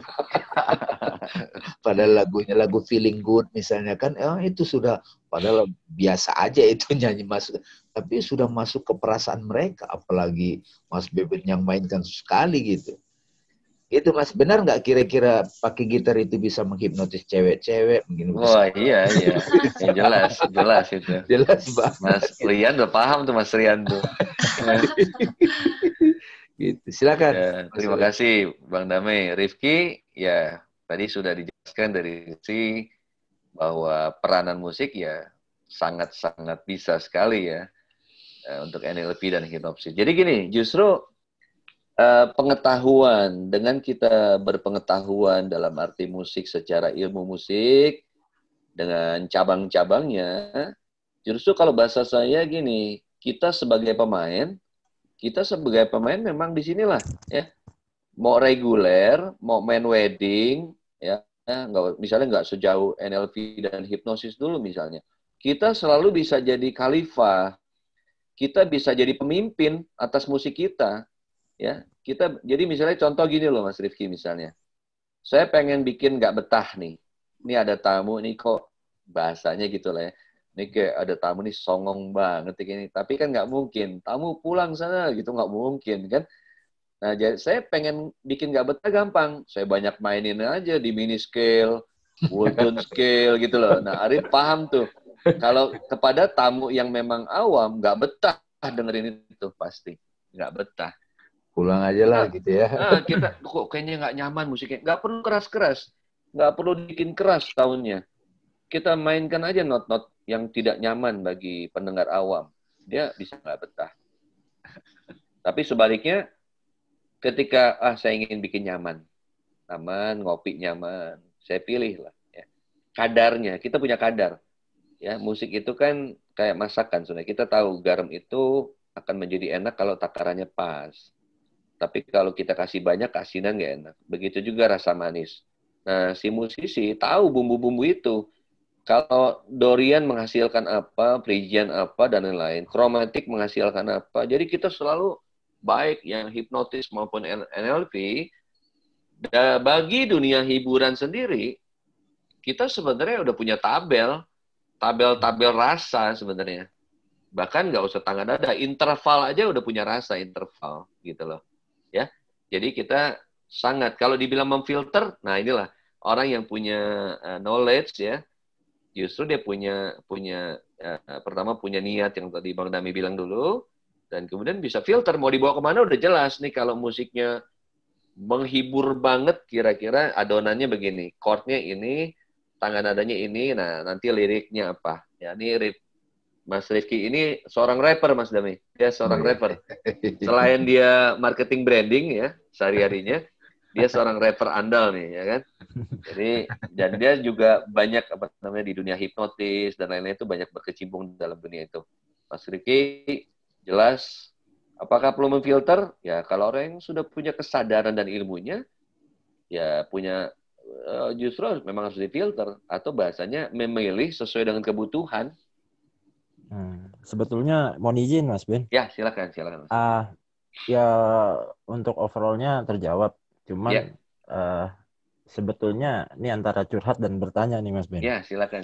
Jadi satu terkait sakit saya juga, yang Mas Ben juga udah tahu sama Kak Ina dan teman-teman.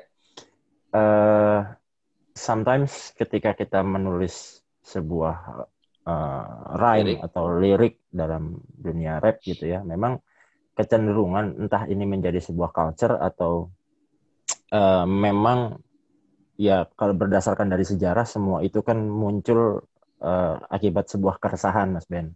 Jadi kalau di rap kan mostly seperti itu, walaupun ada saja yang membuat just for fun dan lain-lain, tapi memang kebetulan karena musik buat Rifki adalah hidup dan penyemangat hidup, bukan semata-mata untuk mendulang uang atau something, justru karena hanya sebuah kecintaan dan penyemangat hidup. Jadi sometimes, dan memang hampir 70% banyak musik dan lirik yang saya buat memang mostly dari keresahan. Nah, ini ada dua hal yang Rifki rasain, Mas Ben. Jadi mungkin menarik, mungkin Mas Dame, Mas Beben juga bisa memberikan masukan gitu ya. Ketika keresahan ini muncul, Rifki coba bikin sebuah beat misalnya, baik dari digital or sampling or atau sebuah alat musik lah ya. Aku tulis liriknya, dan sometimes ketika itu sebuah keresahan yang sangat dalam buat saya ngerasa sakit, Mas Ben. Ketika menulis, saya merasakan sakit di tubuh saya karena ya dokter juga pesan ke saya nggak boleh stres berlebihan atau over capek. Nah, itu salah satu mungkin trigger, saya nggak tahu, karena mostly amarah kan yang keluar. Saya coba membuang amarah itu lewat menulis sebuah rima gitu kan. Nah, tapi ketika menulis saya merasakan sakit. Dan ketika musiknya sudah jadi, baru ngerasa kayak lepas, kayak bener-bener ngecopot semua label atau pikiran negatif dan perasaan negatif itu kayak hilang ketika satu musik ini sudah direkam, sudah jadi, bahkan tanpa sebuah video klip gitu loh. Hanya sebuah musik yang jadi. Makanya nggak semua Rifki keluarin di YouTube atau di semua karya, kadang-kadang cuman tak simpen, cuman tak ini. Tapi dua hal itu yang aku rasain ketika menulis, terasa sakit di sekujur tubuh.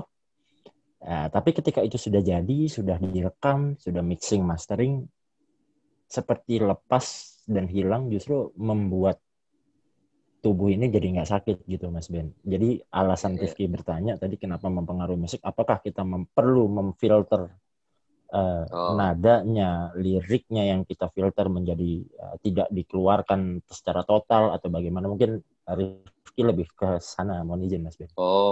Jadi kalau menurut saya sih, tadi saya berpikir secara umum ya. Kalau ini kan memang Mas Rifki kan menjadikan musik adalah terapi buat diri sendiri dulu kan. Kalau ya minimal itu kan. Kalau saya lihat nih saya menangkap kalau untuk Mas Rifki spesifik ya. Ini menurut saya soal momen, Mas, soal waktu. Karena ketika Mas menulis tuh, kalau ibaratnya orang lagi marah nih, orang lagi marah, lagi kesel. Nah, Mas Rifki tuh nulis dalam keadaan masih dipengaruhi itu. Itu yang bikin sakit. Ya, jadi kalau seandainya kan ada orang tuh kalau ketika marah, kesel kan bisa ngelakuin apa aja tuh. Bahkan sampai ada orang ngebunuh orang kan gara-gara spontannya itu kan. Abis itu nyesel gitu kan.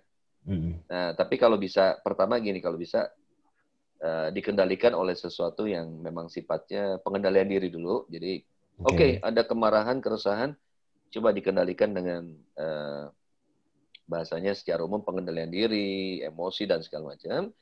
Nah, ketika dalam keadaan agak mulai tenang, baru tuliskan yang kemarin dirasakan. Ya, habis itu self-controllingnya dulu. Ya, jadi betul. Kalau menurut pandangan saya ya, karena saya rasakan pasti Mas Rifki nulisnya dalam keadaan itu. Jadi ibaratnya tuh kalau orang ada yang nonjok-nonjok bantal ya kan, nonjok-nonjok bantal, samsak ditonjok. Nah, Mas Rifki tuh menjadikan musik tuh kayak gitu. Kayak samsaknya pada saat lagi marah banget itu. Akhirnya malah sakit, tapi ketika selesai ya lega gitu kan. Nah, jadi kalau saya menangkap momen Mas Rifki nulis aja. Kira-kira kalau menurut saya gitu, kalau Mas Rifki bisa momen ya Mas Ben ya, berarti kuncinya di momen ya. Ya, momen. Kalau ini kan karena masalahnya adalah buat Mas Rifki sendiri kan. Kenapa rasa sakit pada saat itu? Iyalah, orang kalau bahasanya kalau baru putus gitu ya. Mungkin nggak jelas sebabnya kan, wah marah saat itu nulis, wah penuh emosi nulisnya juga kan. Nulisnya tuh bahkan nggak terkendali itu. Itu. Silakan Bang Nami kalau mau nambah. Terima kasih, Rifki. Saya suka nih pertanyaan begini nih, karena ini jujur. Ya betul. Ini yang betul-betul kita soul connection, tidak menghambat virtual gitu ya. Ada orang itu ketemu secara fisik di rumah, tapi tidak terhubung secara soul gitu. Gini, Mas Rifki, Mas Beben tahu, saya penulis catatan harian. Itu dari SMP saya menulis catatan harian, akhirnya nulis buku juga. Jadi kalau bedanya Mas Rifki sama saya, kalau saya itu apapun pertanyaan saya, kegalauan, kegundahan saya itu saya tulis. Bisa dengan bahasa simbol. Nah, itu salah satu bentuk terapi atau meditasi juga, jurnal. Kalau kita sudah bisa keluarkan emosi itu dalam bentuk catatan atau lirik, buat kita dulu, kita bisa tonton, kita bisa observasi. Itu sikapnya. Jadi tidak apa-apa. Keluarin dulu, kita bisa observasi. Kita keluarin dia, kita bisa tonton. Ya. Nah, pada waktu kita sudah bisa menonton perasaan, emosi, misalnya diputus pacar, aduh gua kecewa sama dia, gua nggak suka, kamu bikin rap bla bla bla bla bla gitu kan. Nah, begitu kita udah tonton, tarik nafas, ada kelegaan kan? Iya. Tadi kan dibilang ada kelegaan kan? Iya. Nah, setelah itu kan ada perasaan bagus kan? Perasaan yang sudah lega kan? Nah, itu kasih lagi lirik baru. Lanjutannya gitu. Jadi lirik barunya itu ini ada kunci, ada closingnya dong. Ya kan? Nah, itu justru jadi bagus. Iya.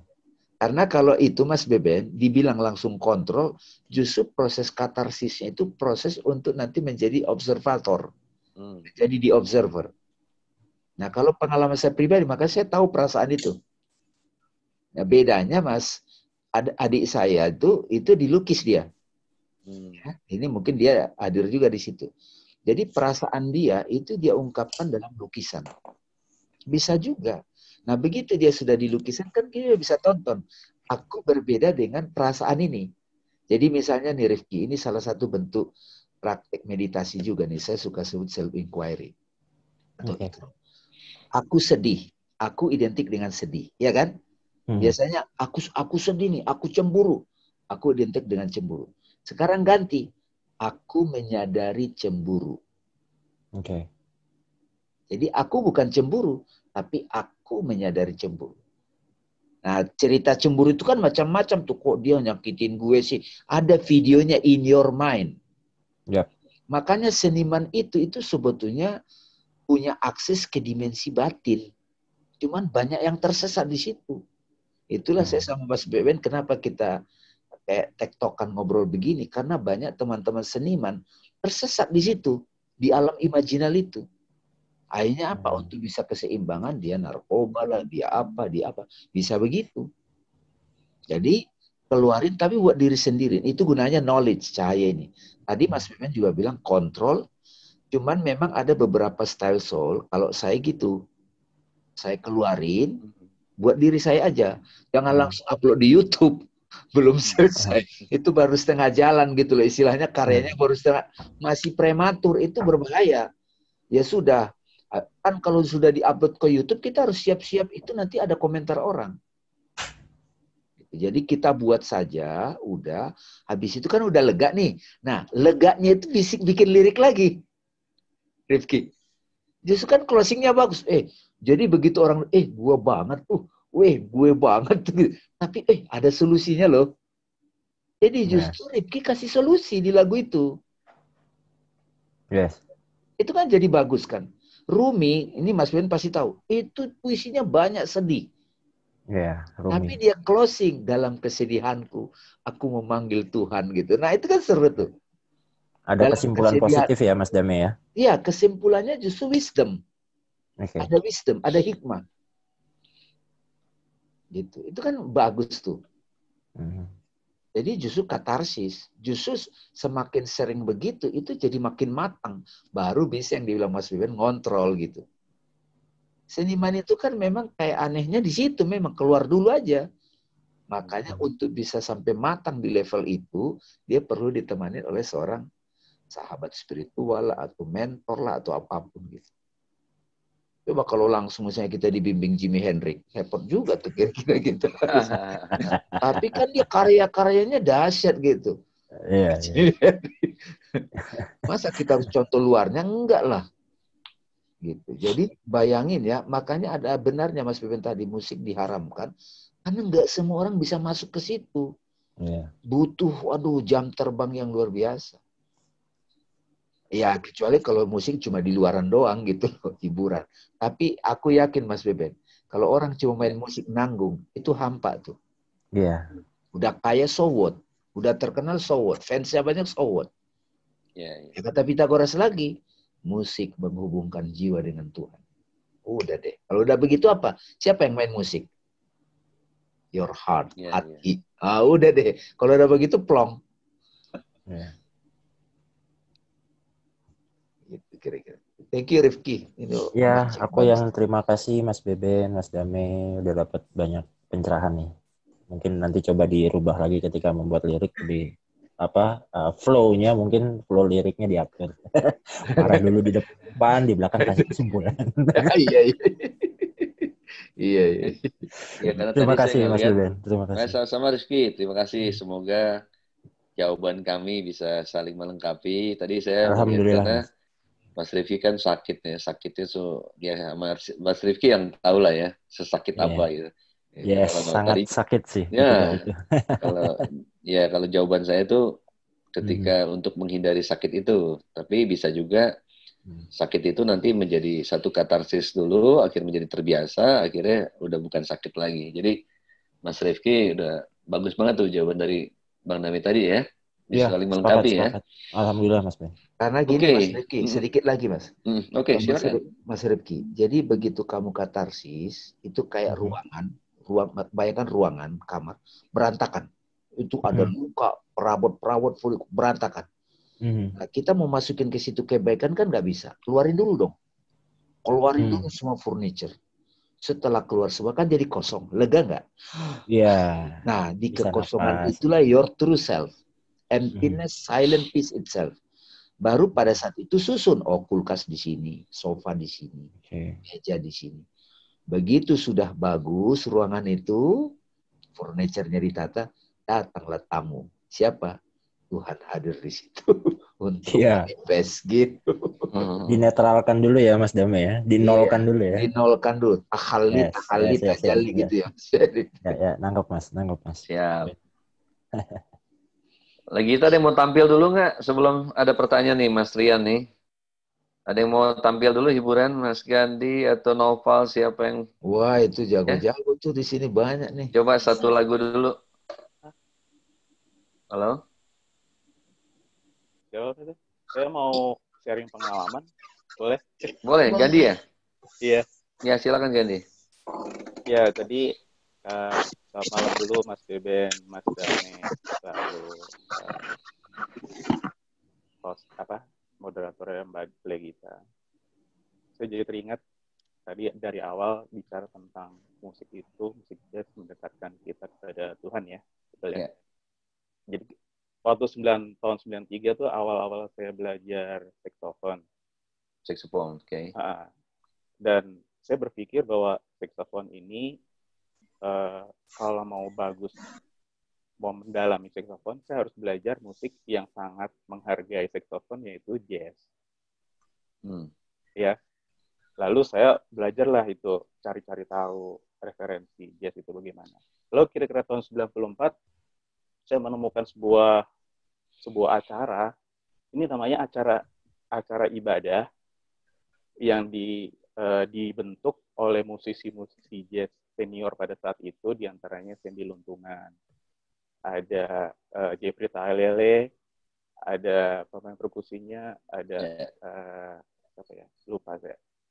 Terus ada Foni Sumlang, ada Yongki Ramlan, ada Embung Raharjo, segala macam. Nah, mereka membuat musik yang biasa ada ditampilkan di gereja untuk beribadah, itu dibikin jazz semua.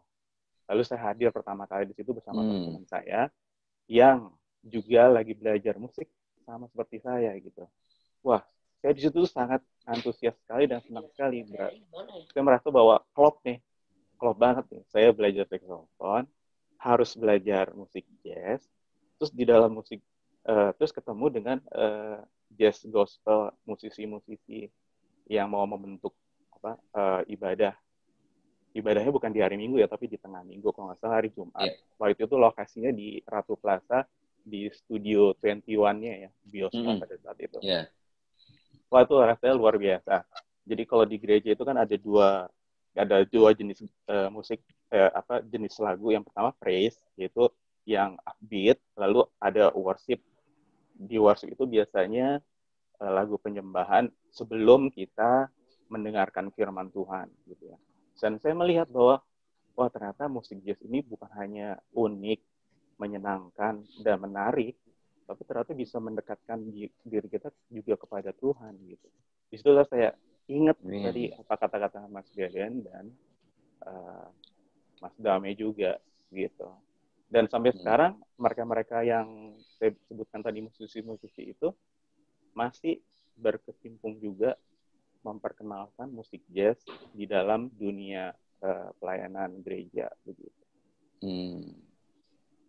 Dan saya mau ingin sharing itu aja. Terima kasih sharingnya. Jadi dapat dua-duanya ya? Dapat dua-duanya. Ilmunya dapat, belajar musiknya juga dapat, terus mendekatkan diri saya kepada Tuhan juga dapat gitu. Nah itu alhamdulillah tuh diberikan rezeki untuk itu. Terima kasih sharingnya Gandhi, dapat dua-duanya jadi. Ya. Mungkin ada yang mau tampil dulu. Sebelum nyanyi atau main musik. Ya Gandhi boleh main saxophone kalau standby. Lama persiapannya nggak? 2 menit paling. 2 menit, oke siapkan. Saya sambil menjawab Mas Rian ya. Legita ya? Iya. Ini coba Legita yang bacain lah pertanyaan Mas Rian. Oke, Om Beben, Om Dame, apakah ada pengaruh setiap genre seperti rock, punk, jazz, dangdut, dan lain-lain terhadap mental dan pola pikir seseorang? Itu Mas Beben tuh kan. Oke. Jadi ini banyak pertanyaan sejenis ya. Apakah musik ini berpengaruh pada jadi genre ya, ada genre rock, punk. Jadi saya akan mengangkat dulu suatu kalimat dari di bukunya juga saya dapatnya dari Bang Dame ya, tentang spirit arts ya, Seatu Senaser ya. Jadi di dalam buku Seatu Senaser itu ada 2 bab ya. Seatu Senaser ada 2 bab mengenai musik. Jadi di situ bukunya seni, pokoknya seni dengan spiritual, tapi di sini ada seni arsitektur, seni lukis, sastra, tapi ada 2 bab mengenai musik. Pertama jawaban saya adalah di dalam buku Seatu Senaser di situ tulisnya tabiat. Jadi musik ini memang gini. Awalnya kita indahkan dulu bahwa musik satu lebih dari musik yang lainnya. Bahwa orang akan berangkat dari tabiat, Mas Rian. Tabiatnya, ya. Bisa jadi rock, bisa jadi jalan spiritual bagi Mas Rian. Bisa jadi jazz adalah jalan spiritual buat saya, gitu kan, ya kan? Itu pertama secara tabiat yang spesifik, ya. Orang yang memang rockers biasanya dia punya tabiatnya yang ke arah seperti musik rock itu, dan demikian juga jazz. Dan itu tidak bisa dipaksakan kalau bicara tabiat itu, karena itu sesuatu hal yang mendasar, ya kan? Jadi tabiat. Nah, terus kemudian itu sesuatu yang secara partikular spesifik. Terus kemudian yang secara umum bahwa rock cenderung membawa kita semangat gitu misalnya kan. Jazz membuat kita tenang. Nah, ada juga ke arah itu, Rian ya. Jadi ada secara tabiat, terus kemudian ada pengaruh secara umum ya, secara umum. Tapi ada yang ketiga nih, orang-orang yang sudah menyadari semuanya, bisa memanage ya, paham. Jadi makanya saya bilang kalau belajar musik jangan berpikir loh Mas Rian saya hanya dengerin jazz. Saya juga dengerin rock, saya juga dengerin dangdut ya, saya dengerin rock juga ya, walaupun saya nggak sering main dangdut ya, tapi sesekali kalau dibutuhkan bisa aja gitu. Ya meskipun dangdutnya saya jazzin juga gitu kan. Nah, tapi ketika kita punya bahwa kitalah yang mengendalikan musik, akhirnya musik itu kita punya kesadaran gini. Suatu saat kita udah tahu kalau makan cabai itu pedas, tapi dengan kesadaran tertentu saya lagi pengen pedas. Sengaja, aduh. Terus suatu saat agak pilek-pilek dikit, aduh ini enak ya makan sop kambing nih atau sop ya. Suatu saat saya makan sop. Ya, suatu saat saya makan gado-gado. Jadi saya mengilustrasikan pada akhirnya ada tabiat, ya ada sesuatu nilai-nilai umum. Bahwa secara umum ayam goreng disukai semua orang. Gitu loh. Tapi ada sesuatu yang kita sudah menempatkan makanan itu sesuai dengan mood. Justru Ya, saya sering bilang gini, sayang. Ya, ini panca indera pendengaran diberikan Tuhan, hanya dengerin satu musik, sayang juga. Kalau nggak bisa memaksimalkannya, ya, caranya gimana? Caranya memahami musik secara seluruhnya, memahami genre secara seluruhnya, akhirnya bisa menempatkan itu sesuai kebutuhan kita. Suatu saat saya dengar klasik, enak. Suatu saat saya jazz, ya. Kalau main memang saya tetap jazz. Karena memang saya suka spontannya itu. Tapi kalau untuk dengar, saya sesuaikan dengan kebutuhan saat itu saya lagi ingin dengar apa. Seperti makanan. Kadang saya ingin makan soto, kadang ingin makan ayam goreng gitu loh. Nah, jadi itu musik bisa seperti itu, ya. Tapi kalau yang kamu pertanyaan terhadap mental, pola pikir, ya bisa. Hal-hal yang misalnya cenderung, misalnya kalau mempelajari jazz memang ada kecenderungan, pertama kan jazz harus dipelajari ya, Mas Rian ya. Jazz tuh ya nggak bisa begitu saja kayak, ya katakanlah ilmu-ilmu tertentu kan memang perlu ada guru, perlu ada pembimbing. Ya tentunya kalau saya pernah bilang gini, waktu itu ada tawurannya SMA berapa di Jakarta Selatan yang sering berantem itu, saya pernah menawarkan solusi pada sekolahnya. Anak-anak ini diajarin jazz aja. Loh, kok bisa? Kenapa, Mas? Nanti kalau orang diajarin jazz, mereka udah lupa sama tawuran. Mereka akan fokus pada belajar teori lah, apalah. Itu bawanya jazz itu membuat orang berpikir pasti. Ya, gitu loh. Ya kan? Nah, kira-kira kayak gitu gambarannya. Ya, silakan kalau Bang Dame mau menambahkan. Ya, Mas Rian ya? Ya, Rian. Dari Kudus tuh, Mas. Nah, Rian, Mas Rian. Ini pertanyaan bagus. Saya jadi ada kesempatan untuk berbagi ya. Musik itu memang ada musik sakral memang. Yaitu nggak sembarangan. Jadi kita sudah lama tidak mendengar musik-musik sakral. Kayak Josh Harrison yang saya baca ya, Mas Beben juga pernah cerita. Beatles. Dia kan akhirnya belajar ke India dan dia suka sekali musik-musik alat tradisional India. Dan dia punya guru, Mas Raya. Dan terakhir hidupnya, musik-musiknya itu banyak yang sakral. Kalau bagi telinga-telinga awam, itu nggak terbiasa. Gitu. Nah, jadi saya itu senasar yang tadi beliau bilang, itu menerangkan juga sacred art atau music sakral, itu nggak sembarangan orang yang bisa mendengarkan itu, malah kadang tidak dinikmatin gitu. Liriknya pun bagus. Kalau dalam konteks tradisi Islam ada salawat, kalau di India ada namanya bazan. Terus kalau di gereja juga ada musik-musik tertentu. Dan itu butuh soul yang memang ready untuk menerima itu.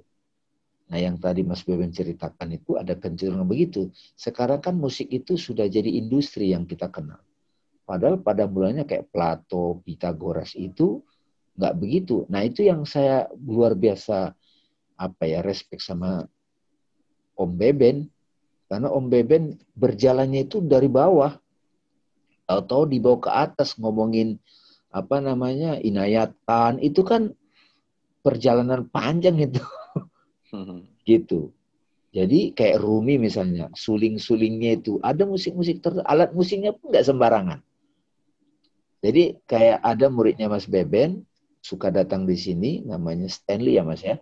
Iya, Stanley. Stanley itu kemampuan teknik musiknya juga udah di atas rata-rata, benar nggak Mas Beben? Iya, betul. Kalau diadu sama udahlah dilahap sama Stanley. Tapi sekarang ini kayak tarikannya dia ke musik-musik India itu yang saya dengar. Iya. Dia mulai ekspor karena ada satu kebutuhan jiwa gitu. Nah, mudah-mudahan nanti Stanley mungkin karena dapat wawasan juga dari mentornya Mas Beben, wah ini kayaknya perjalanan gue ke sini nih gitu. Itu maksudnya. Tapi natural aja, jangan lompat-lompat. Tapi ada itu musik sakral itu. Nah, kalau misalnya musik dangdut kan memang rata-rata. Tapi ada juga dangdut yang mungkin levelnya level tinggi. Nah, ini Mas Rian ya spesialisasi dangdut. Iya, gitu. Nah, ini kan paling tidak Mas Rian jadi ada satu keterbukaan kita nih. Ada musik begitu. Memang ada. Ya itu contohnya Josh Harrison itu. Yang Beatles itu kan. Coba itu buka aja di YouTube Josh Harrison. Itu pasti dia banyak main sitar gitu. Yang dia ke India. Sehingga keisi jiwanya kalau musik-musik yang level itu nggak keisi lagi. udah terlalu dangkal gitu. Cuman kalau dimainkan ke publik, ya orang nggak easy listening gitu. Tapi kalau jiwanya yang sudah kontemplatif, waduh ini kebutuhan gue nih gitu. Kira-kira gitu. Udah ready tuh, Gandhi. Ya, Gandhi silakan. Makasih ya pertanyaannya. Terima kasih Bang Dami melengkapi ya. Terima kasih. Silakan Gandhi. Oke teman-teman, terima kasih.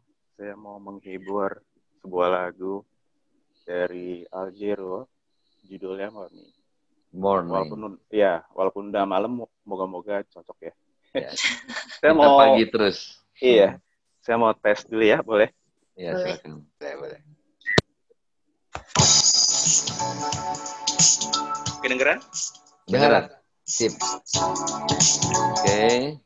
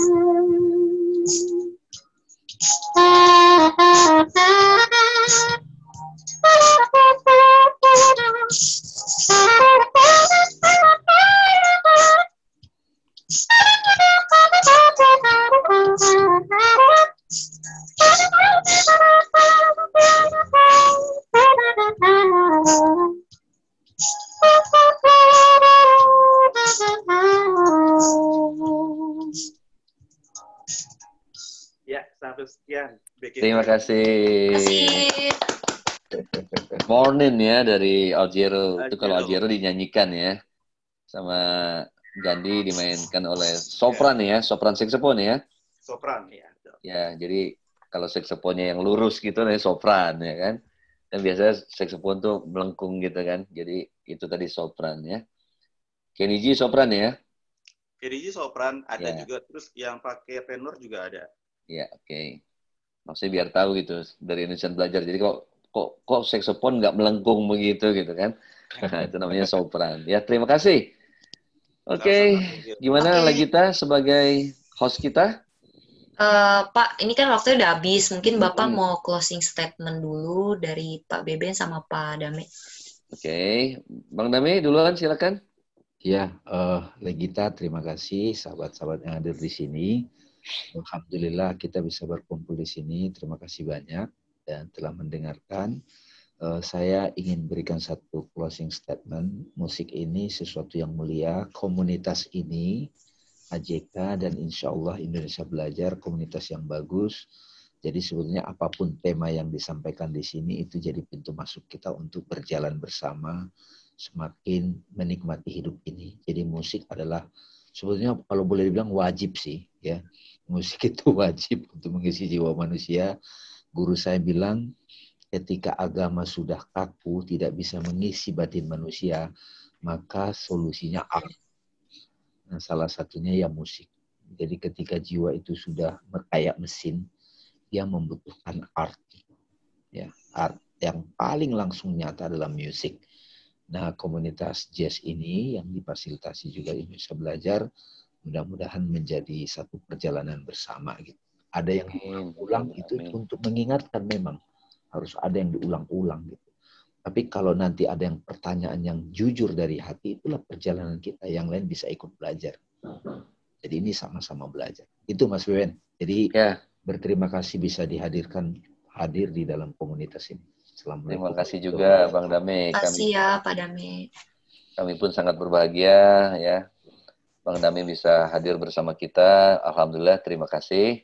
Sekali lagi terima kasih pada Indonesia Belajar, Legita dan kawan-kawan. Terima kasih.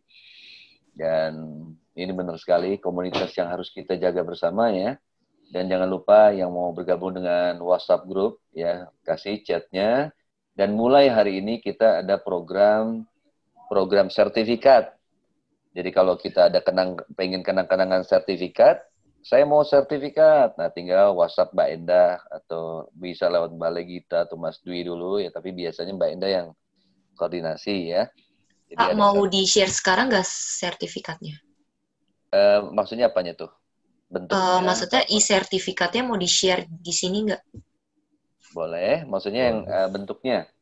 Iya, bentuk e-sertifikatnya. Oh. Share di sini. Boleh, silakan. Nanti tinggal belum ada namanya ya?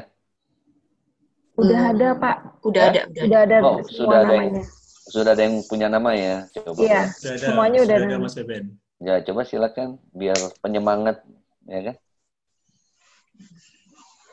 Ini rekan-rekan yang memang sudah pesan. Gilang Pangestu. Wah, terima kasih Mas Gilang ya. Ya. Beben Jazz dan Parlemen Arab. Wah, nama saya diabadikan. Mas Yusuf, terima kasih Mas Yusuf ya. Luar biasa. Terharu saya ini melihat ini. Muhammad Radia, terima kasih Radia. Alhamdulillah ya. Yang belum ketinggalan masih bisa menyusul kok ya. Ya, nanti apalagi Daniel, Mas Daniel, terima kasih. Ini siswa saya di UPH nih, Mas. Tapi udah jadi dosen sekarang. Mas Daniel nih dosen di UPH sekarang. Terima kasih Mas Daniel.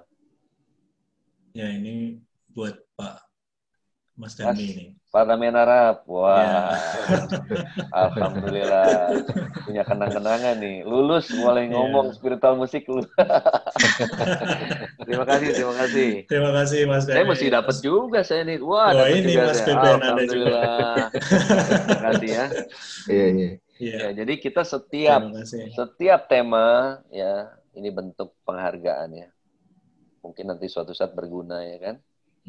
Terima kasih, dan itu kenang-kenangan dari kami Indonesia Belajar dan Beben Jazz dan Mas Dame ya. Oke, terima kasih. Pokoknya jangan lupa dalam hidup jangan berhenti ikhro, jangan berhenti belajar ya. Jangan biarkan setiap detik yang berlalu tanpa hadirannya ya. Dan bahwa kalau Anda lebih detail melihat, semuanya adalah sesungguhnya musik, ya. Di dalam kehidupan ada musik, di dalam kosmologi ada musik, ya. Bahkan di dalam diri kita juga ada harmoni, melodi, dan ritmik, ya. Jadi bahwa semuanya adalah bisa dibaca lewat musik. Tentunya apalagi bagi musisi, bisa akan lebih detail membaca itu. Dan itu hanya sebuah jalan. Musik, komputer, dan lain sebuah jalan. Kalau saya membacanya dengan musik, dan sekali lagi, terus ikro sampai mati, jangan berhenti belajar, ya. Dan dalemin, sekali lagi dalemin, yang dalemin fisika, dalemin. Sampai ujung kamu akan ketemu Tuhan. Yang dalemin musik, dalemin, jangan nanggung-nanggung, ya kan? Sekali lagi, bukan nggak boleh menghibur, sangat boleh. Cuma jangan kebablasan dengan industri, akhirnya maksud gini, sampai menghalalkan segala cara untuk populer, menghalalkan segala cara untuk dapat uang, itu yang harus direm. Bukan nggak boleh sama sekali, karena mulai di abad 17 dan sampai sekarang yang membuat nilai-nilai merosot boleh dibilang adalah ya perilaku musisi itu sendiri atau musiknya itu sendiri, ya. Kita sejatinya adalah jangan berpikir Anda yang memilih musik, tapi musiklah yang memilih Anda, ya. Jadi Anda punya amanah terhadap musik itu. Sesungguhnya kalian semua adalah orang pilihan. Orang pilihan. Kita harus punya kesadaran itu, ya. Terima kasih atas kebersamaan ini, ya. Assalamualaikum warahmatullahi wabarakatuh. Selamat malam. Oke, makasih teman-teman. Sampai berjumpa lagi ya. Sampai jumpa minggu depan. Terima kasih. Alhamdulillah.